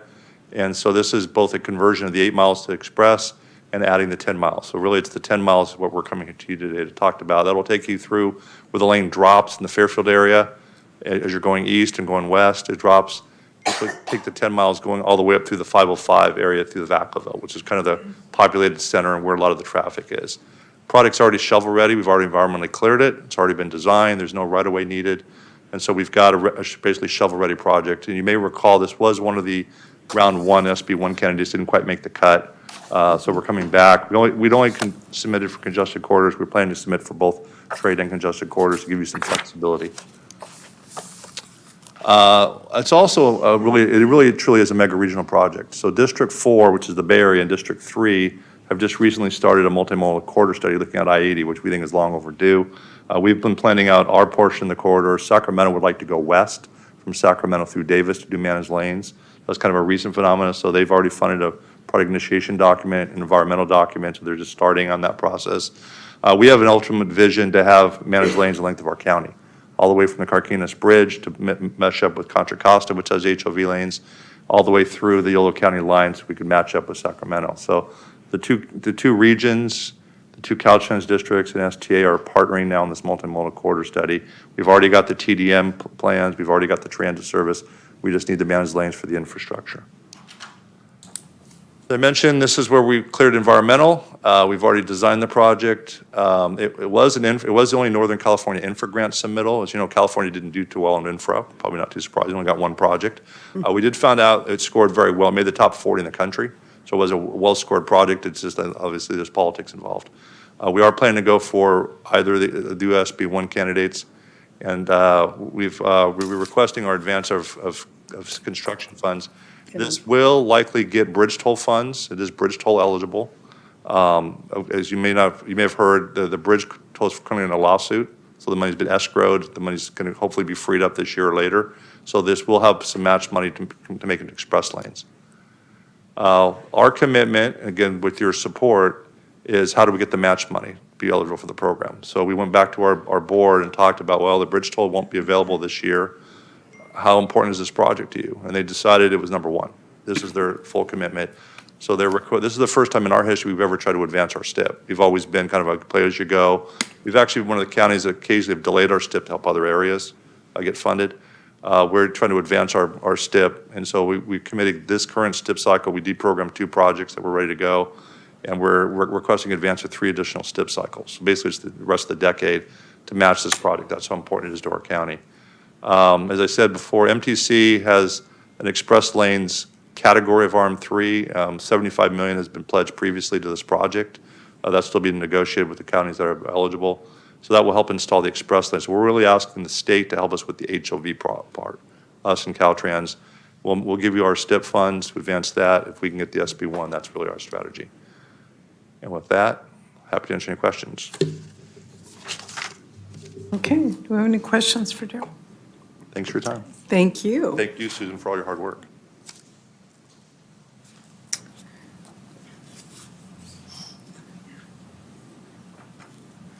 Marcello Renzi, Santa Clara Valley Transportation Authority, called VTA.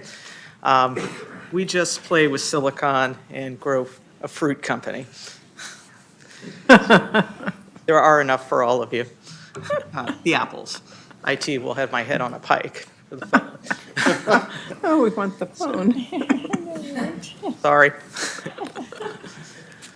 And I am here to talk about our Express Lane program and our request for the STIP. VTA is building out the southern portion of the Bay Area's Express Lane network. We, in our county, are taking a measured approach, incremental, working from our borders on north to south, roughly. I'm showing you our Express Lane network, but it is part of a larger multimodal program to bring greater mobility and support our county and the entire region. What you're not seeing on this slide is VTA's substantial investment in Caltrain. We provide 40% or more of their operating funds. A sixth of my most recent sales tax is devoted to Caltrain capacity improvements on that corridor. A further fourth of the measure is for other transit improvements, including operations and capital capacity improvements. The project that we're putting forward in the STIP, we call Phase 5, and it is building on previous investments that the Commission has made. Most recently, the 101 San Mateo Express Lane corridor. So this builds on the end of the project that the Commission funded through SB1 in the last cycle. And the Commission also provided funding in the previous STIP to get us this far with this Phase 5. So what we're requesting in this round is to apply our county share so that we can cover the right-of-way and begin building a funding package. A couple of things that you should know about this segment. It addresses the third most congested corridor in the Bay Area.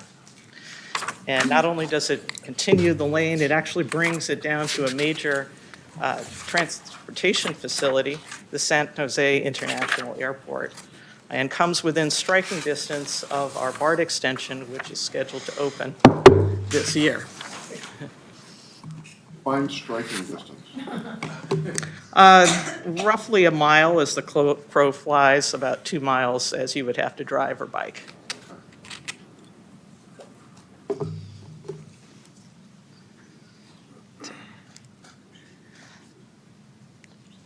Again, we are planning to come back to you for the SB1 funding cycles, and I would like to thank the Commission for its support so far, not just with this project, but with our entire program and our efforts in Santa Clara County and working with our neighboring counties. Thank you.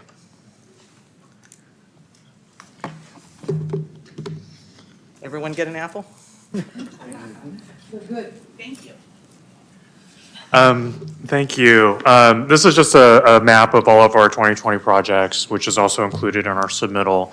And just to close out, I did want to really highlight the partnership between the state and our region. Our proposals are really building on our previous investments that the state has already given us. So on Sausalito Junction, it really does extend the benefits of the Highway 12 Jamison Canyon widening project that was funded in Proposition 1B CMIA. The Solano County Express Lanes, as Darrell mentioned, builds on the initial segment there in I-80 that was funded through CMIA and expands that and tolls that. And finally, Santa Clara 101, as Marcella just mentioned, that builds on the most recently awarded SECP program, extending the San Mateo 101 and Santa Clara 101 express lanes further south. So that concludes my remarks. Thank you again, and happy to answer any questions. Thank you. We have any questions for Ken? I think we're good. Thank you very much. Okay, now I believe we're going to go to Shasta. Shasta, Commissioners, is on page 53. And Shasta is proposing to program to their $3.5 million target. They're proposing to add PS&E right away for their fixed Route 5 Cascade Gateway project. And they're also proposing to add a new project, a bike pedestrian project on Cottonwood Lasso Lane. Shasta County. Thank you very much. Dan Little, Executive Director for the Shasta Regional Transportation Agency. It's good to see the commissioners. And I think this is about my 10th STIP hearing in a row. So, and every time, guess what? I talk Interstate 5. So that's what I'm going to talk about again. I forgot my props, I forgot my food, so now I feel bad. But I think one gift I'll have for you is that's the most text you're going to see in a slide, and I don't have any data. So I got a picture story to tell you, and hopefully the gift of brevity too, and I can get in under my 5 minutes. So the Cascade Gateway project is the northernmost segment of Interstate 5. It's north of the city of Redding and runs through a smaller adjacent city, the city of Shasta Lake. And most of you are familiar with the geography of that area, because if you go to Oregon or Washington, you're going to come through Interstate 5 in that area. And what makes it significant is it's the top of the Great Central Valley. And the only way out is mountains on 3 sides. And if there's closures in the Sacramento River Canyon, which there often are, as I'll point out, the traffic stages and stops through our communities. So, you know, the climate change issues are really on the upswing, obviously, so much so that we've invented new terms for disasters. We have fire NATOs now and cyclone bombs, and this was Snowmageddon that they called it. So people are getting really creative with the names. So this is the Sacramento River Canyon, and I-5 often closes about 5 times a year on average, sometimes for up to 5 days. It closed just last week. And what a lot of people probably don't realize is these closures are pretty frequent now. We've got 20 to 25 closure events every year. And considering that some of those are multiple days, you're talking about as much as 1 in 10 days where you see some kind of closure on Interstate 5, and that has effects. So snow closures are one when even if they don't. Excuse me, Matt. Yes. Was it snow that closed it most recently? Yes, it was snow. Thank you. And even if they don't, it's a difficult decision, because even if they don't close the interstate, usually a truck will skid or something like that, and then de facto it's closed anyway. And then it's always a difficult decision on when to open it again. And when they do, it's usually to escorted traffic. And then when there's not ice, of course, there's fire. And this was a different fire from the car fire that we had that burned through Redding, but the 2 fires were simultaneous and actually merged together. And this closed Interstate 5 for almost a week. And then we got a railroad corridor underneath too, and so we have our train derailments, and this is a derailment. That's actually the piers to a structure of Interstate 5 where the trains came to rest against the abutments with the interstate about 300 feet overhead. This was maybe a decade ago. Luckily, no structural damage occurred to that, but I-5 had to close again to make certain of that.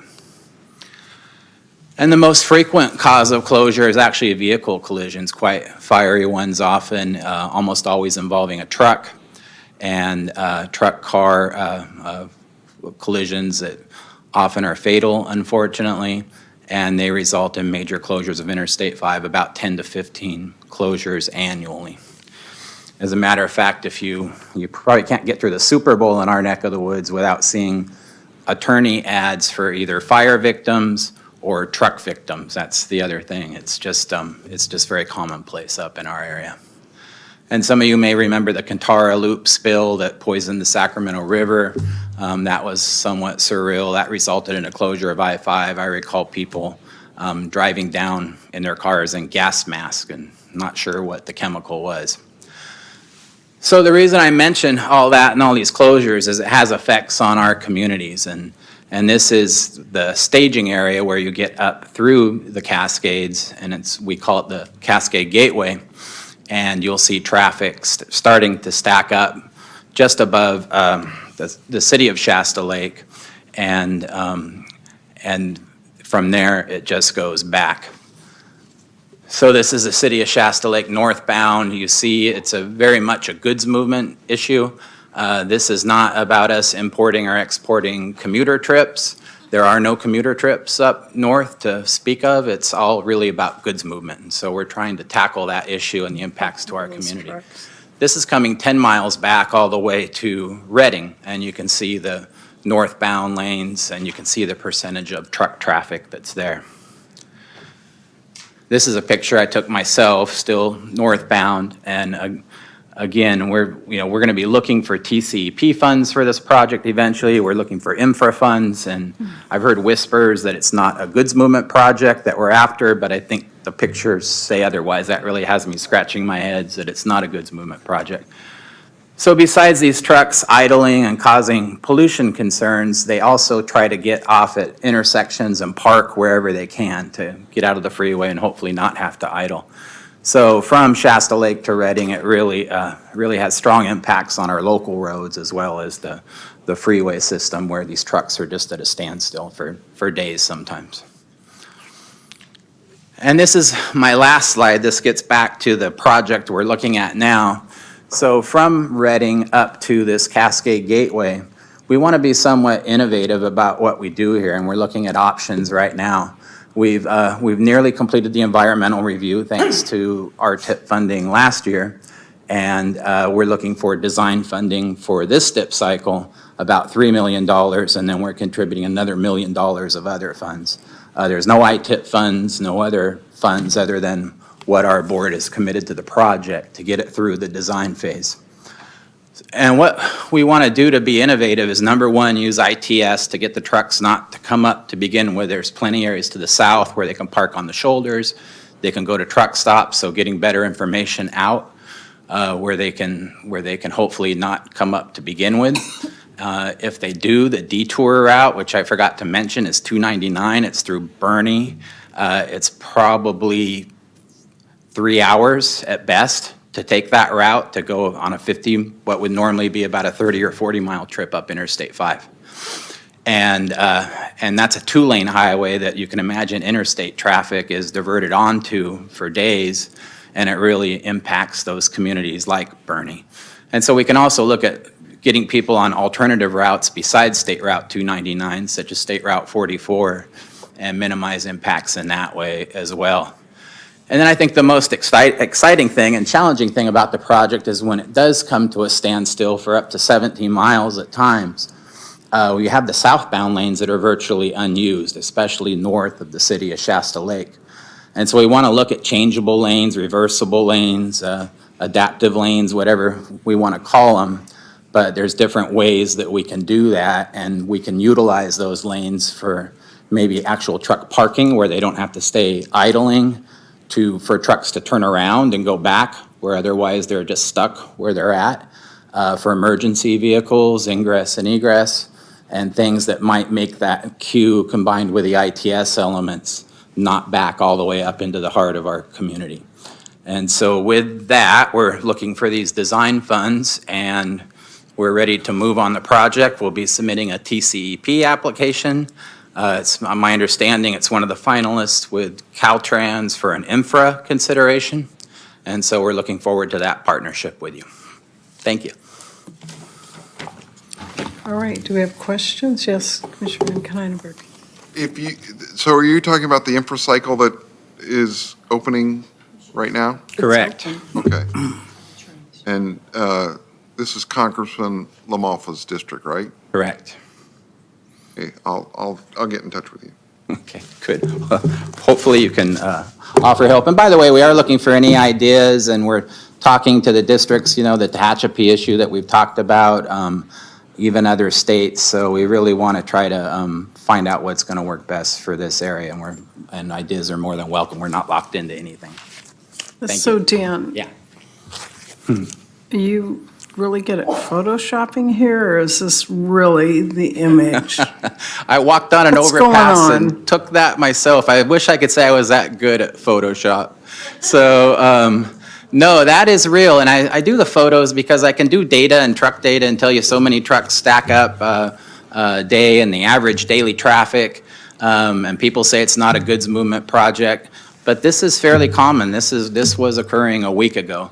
Not to this magnitude. This one stacked up 16 miles, but quite often it does come all the way down into Reading. But were we doing a truck inspection or something? This was just any old Tuesday? This was a snow event that closed Interstate 5 for about 5 Okay. days last year. Okay. Just shortly okay. after the campfire. So there was a little externality here. Because this is denser with trucks than exiting the 710 freeway at the port, so. And you saw some of the other photos. I mean, the truck traffic's very significant on any of these events, and I could get you a picture at the same spot in Reading 2 or 3 times a year.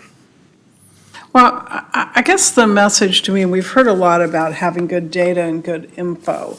And so it really would be good to dig down and see, what does your truck number look like? How many days of the closures are we having?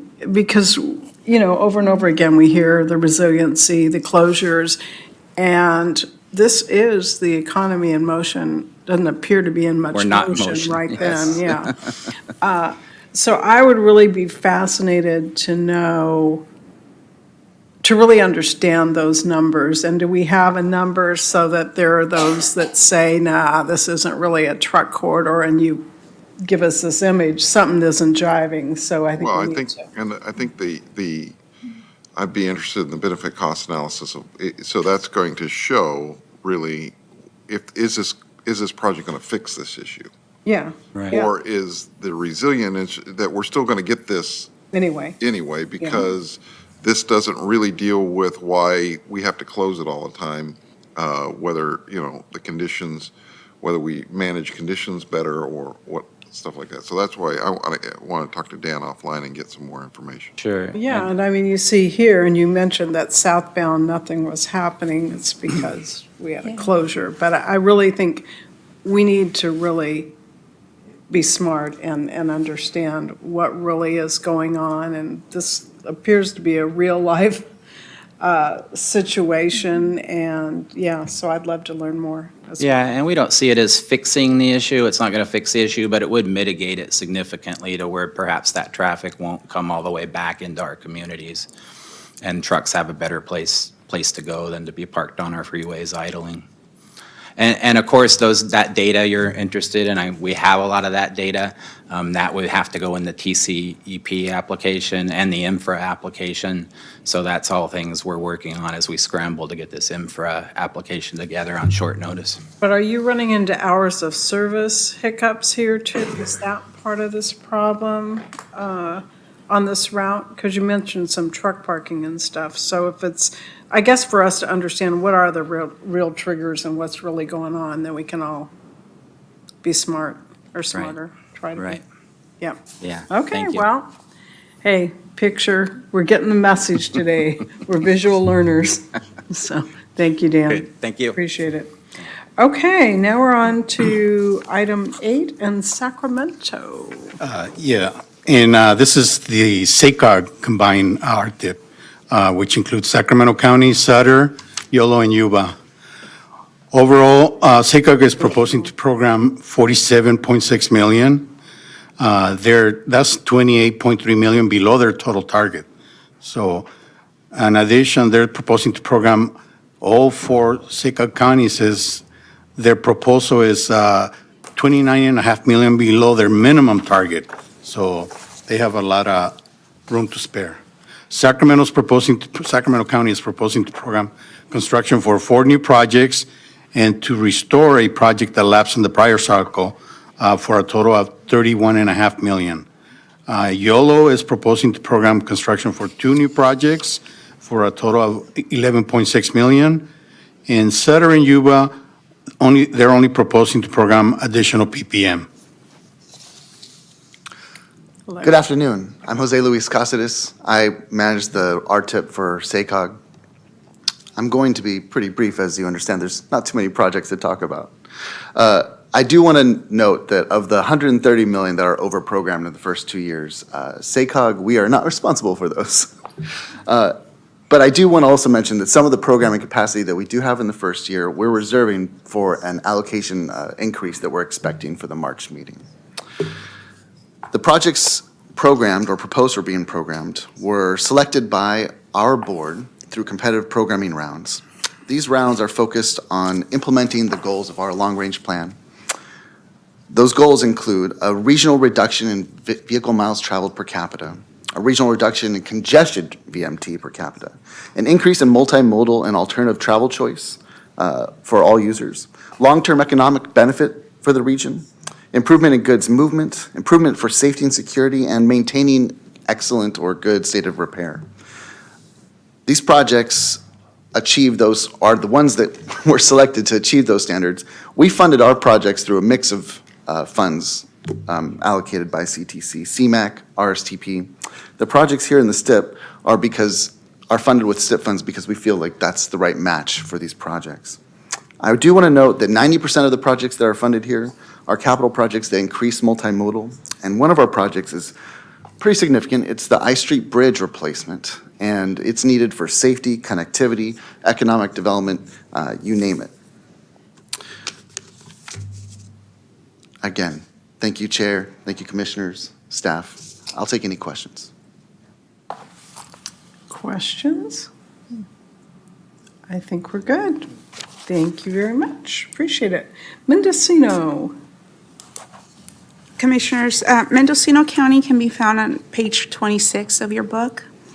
Mendocino County is proposing to program 2 million, 1 million below their 3.1 million target. They are proposing to program above their minimum in the first 4 years of the STIP. Thank you for the opportunity to speak today. I'm Nafili Barrett, Executive Director of the Mendocino Council of Governments. Thank you to the commissioners that are still here. And congratulations again to Susan on your retirement. And thank you for your support of Mendocino County over the years. And congratulations to Mitch on your appointment. We look forward to working with you. So I will be brief because our RTIP is small. All of our new programming that we've proposed is going to programming additional components of existing projects. That includes the final restoration of programming that was deleted in 2016. Our projects focus on safety and operational improvements and bicycle and pedestrian enhancements on state routes and some of our busiest local roads. The majority of projects are on or connecting to a state highway, which continue to be a priority for the region. 2 of these projects will provide bicycle and pedestrian enhancements on State Route 1 in the communities of Fort Bragg and Wallala, where Highway 1 serves as Main Street. One of these, the Wallala Downtown Streetscape Project, will add sidewalks where none currently exist, and pedestrians are forced to walk along the edge of traffic, which can be particularly dangerous during the summer when this coastal town becomes crowded with tourists. Project components are also being funded for 2 roundabout projects, one of which will include, which will serve an interchange of US 101 and a local arterial. And another highlight of our STIP programming is a road diet project through the downtown of Ukiah, which is our largest city. So as mentioned, our programming is below our target. That is not because we don't need the money, but because sometimes it takes us a while to put together the money to fully fund a project. And so that's what we're doing. We're reserving some programming capacity for a project that we're not yet ready to program. So we look forward to moving forward with these projects, and thank you for your time today. Thank I'm happy you. to answer any questions if there are Any any. questions? Should ask, how's that Willits bypass? No, just kidding. Take another apple. That was in honor of former commissioner. Anybody else there? Okay, Madeira. Madeira, and, oops, sorry. Madeira may be the last one. We're not sure if somebody else is gonna. Oh, we have one. Oh, very good. Okay. So for Madeira, that's on page 23 of your book. Madeira is simply proposing to program PPM. The county is paying for advances of their shares that were used to fund Route 99, Avenue 12 Interchange Project, and the Route 41 Passing Lanes Project in prior cycles. Madeira. Very good. Thank you very much. Madam Chair, Commissioners, staff, my name is Rob Poitras. I'm a Madera County Supervisor representing Madera County Transportation Commission. I'd like to thank you for providing this time that we can provide public comment. And I'd especially like to thank the CTC for having that extra public comment opportunity in Fresno on November 15th. I think it shows that you're not tone deaf to issues and you know what the deprogramming of Highway 99 funding would do for people in the valley and how passionate, I think you heard the passion and felt the passion that we have for maintaining that funding. So I thank you very much for doing that. I think this also reminds us of the importance of working early in the process. I think if that would have happened, we wouldn't have this competition between files with ITIP and other programs and having, you know, tons of public comment. That would have, a lot of angst and time and effort could have been avoided. And I think that also, we need to be reminded that the SR 99 business plan was developed in partnership with the Valley MPOs, and it's been around since 2005. There was a revision made in 2009. So that always needs to be right in top in front of issues in regards to funding Highway 99. It's a 50-year plan. Hopefully, it's not going to take 50 years to complete the business plan, but we must continue moving down that road for the completion of Highway 99 and the widening. And it's all about, we've heard it many times here, goods movement, safety, air quality. And at the same time, I think that there's been a lot of confusion about, I know there's a lot of political rhetoric that came out and said, oh, it's, you know, being canceled because of the governor's executive order. Well, frankly, we support the executive order, and the completion of 99 is actually supports the order. I mean, if you look at it, it talks about not compromising public safety, goods movement, and air quality. And the widening of 99 and our 99 projects doesn't conflict with that. So I'd like to, you know, clear that up. And finally, we really, again, appreciate the support you've given us, and we would recommend that we move forward with the current strategy and plan to fund Highway 99 projects. And we fully support adoption of the plan at the March CTC meeting. Thank you very much, and are there any questions? If not, all right, thank you. Thank you, Supervisor. No questions, right? Okay, Doug's coming up. I think I have a public comment. They have an intro for it. Okay, thank you. Teresa? Stanislaus, that's the Stanislaus County.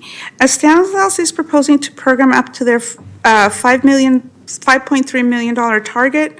They are proposing to increase construction to one of their projects, the McHenry Avenue Route 108 project, and proposing a component to a new project, the PAED component to State Route 132, Lane Expressway Phase 2. Eric. Good afternoon, Madam Chair and Commissioners. My name is Eric Barnett Lynch, and I am the Executive Management Analyst for the Stanislaus Council of Governments. The 2020 StanCog Regional Transportation Improvement Program is requesting program funding for two of our regional projects. McHenry Avenue, State Route 108, serves as one of the primary routes in or out of Stanislaus County to the north. The McHenry Avenue widening project was removed from the 2016 STIP due to lack of funding capacity. The project was reintroduced in the 2018 STIP and programmed for 2021 to better align with funding availability, both from the STIP and our local transportation sales tax measure, Measure L. This project is shovel-ready and will break ground later this year. Once complete, it will connect with a recently completed project in the San Joaquin County and result in continuous 4-lane corridor. The second project, State Route 132 West Phase 2, will add 2 lanes, resulting in a 4-lane expressway from Needham Street to Dakota Avenue in the city of Modesto. This project has been on the books for over 60 years, and Phase 1 has already begun construction. This project will improve regional and interregional circulation, relieve congestion, and improve freight mobility throughout the region. This project is programmed in the outer years of the STIP to align with the project's needs and funding availability.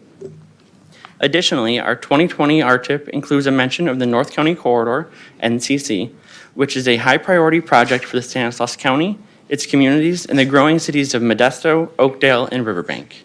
The North County Corridor will serve as a priority interregional freight corridor and as a lifeline for the movement of people, goods, and services. StanCog would like to express our appreciation to CTC staff for all of their hard work, openness, and willingness to assist when questions arose.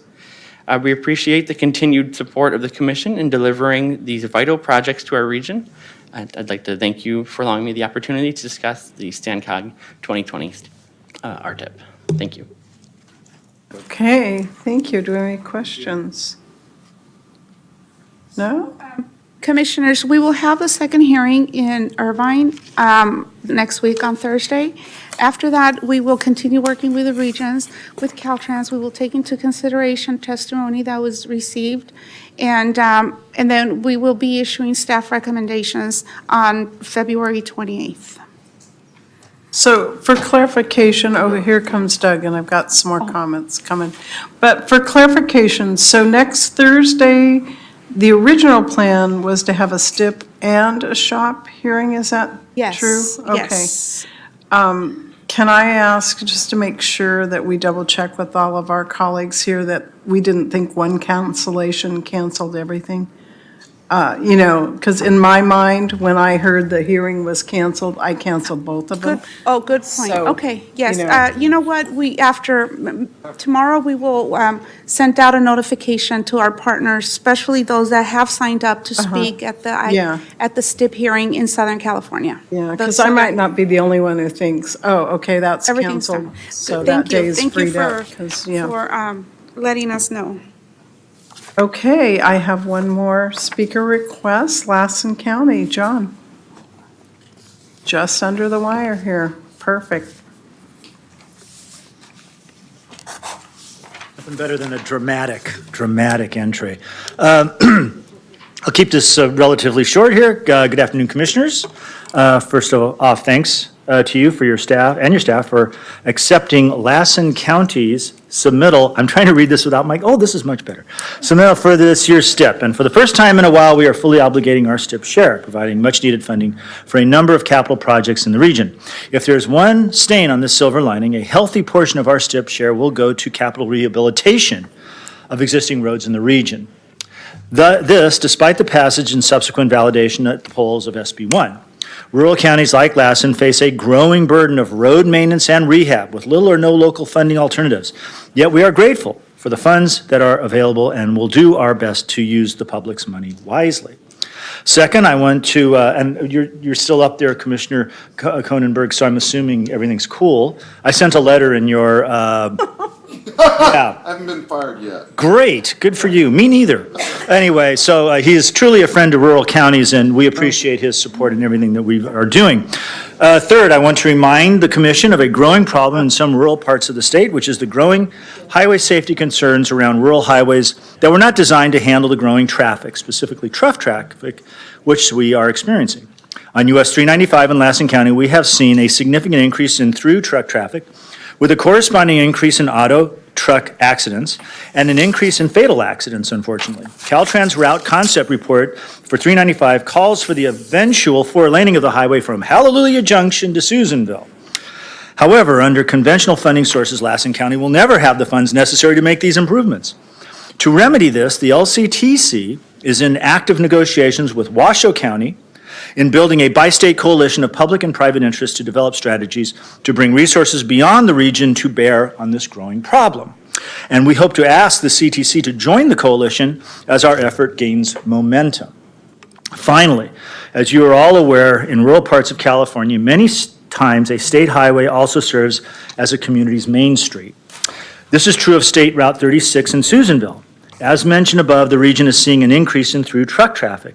Caltrans is good at replacing pavement. However, the needs of a community may go beyond pavement and striping and often extend to making improvements for both safety and aesthetics, which include sidewalk rehabilitation, improved crosswalks, lighting, and the like, that not only make for a safer corridor, but enhance the environment of the roadway, potentially making way for economic development. Something that is sorely needed in many rural communities. Speaking of safety, we have had 2 fatal pedestrian vehicle accidents in town in the last 4 weeks on State Route 36. So you can imagine the safety of your state highway, our main street, is utmost in our minds. Anyway, once again, thank you for your attention today. I look forward to seeing all of you at our next North State Super Region get-together. Anyway, thank you very much. Okay. No, did it come out? Do we have any questions? Somebody think of a question for Ian. Yeah, we're good. No, we're good. Thank you very much. We appreciate it all. So with that, I think we have no further public comment. Yes. Commissioner Are you going Steinberg. to, can Yeah. we, okay. I brought this up at our last hearing, and it was the issue of having staff work with Caltrans to examine what we can do on State Route 70. And I would just ask staff again, now that everything's been submitted and there is some unprogrammed capacity in the out years, that we look at that issue again and see what we can do and work with our partners and see what we can put forward on that. Thank you. Okay, and then just in closing, I think, Teresa, you mentioned early on about the cost-benefit analysis, and you didn't have all of them perhaps or something, but I think it's just really, really crucial that we get good information to get good decisions from. So whatever any of us can do collectively to help gather that, we need good info, so. Yes, I will continue working with the department to get the information that required. And on Commissioner Paul's comment, yes, we're going to get together hopefully with Caltrans and the regions where this corridor and see how we can come up with a solution so that we can fix it. And I think too, those charts with the crosses, and this goes to I-70, but I mean, it's, safety, so let's make sure that we have good info, and sorry to hear of your 2 recent fatalities. That's breaks your heart. Okay, with that, I think in the spirit of the day, let's close this this hearing in honor of Miss Susan Branson. So here we go.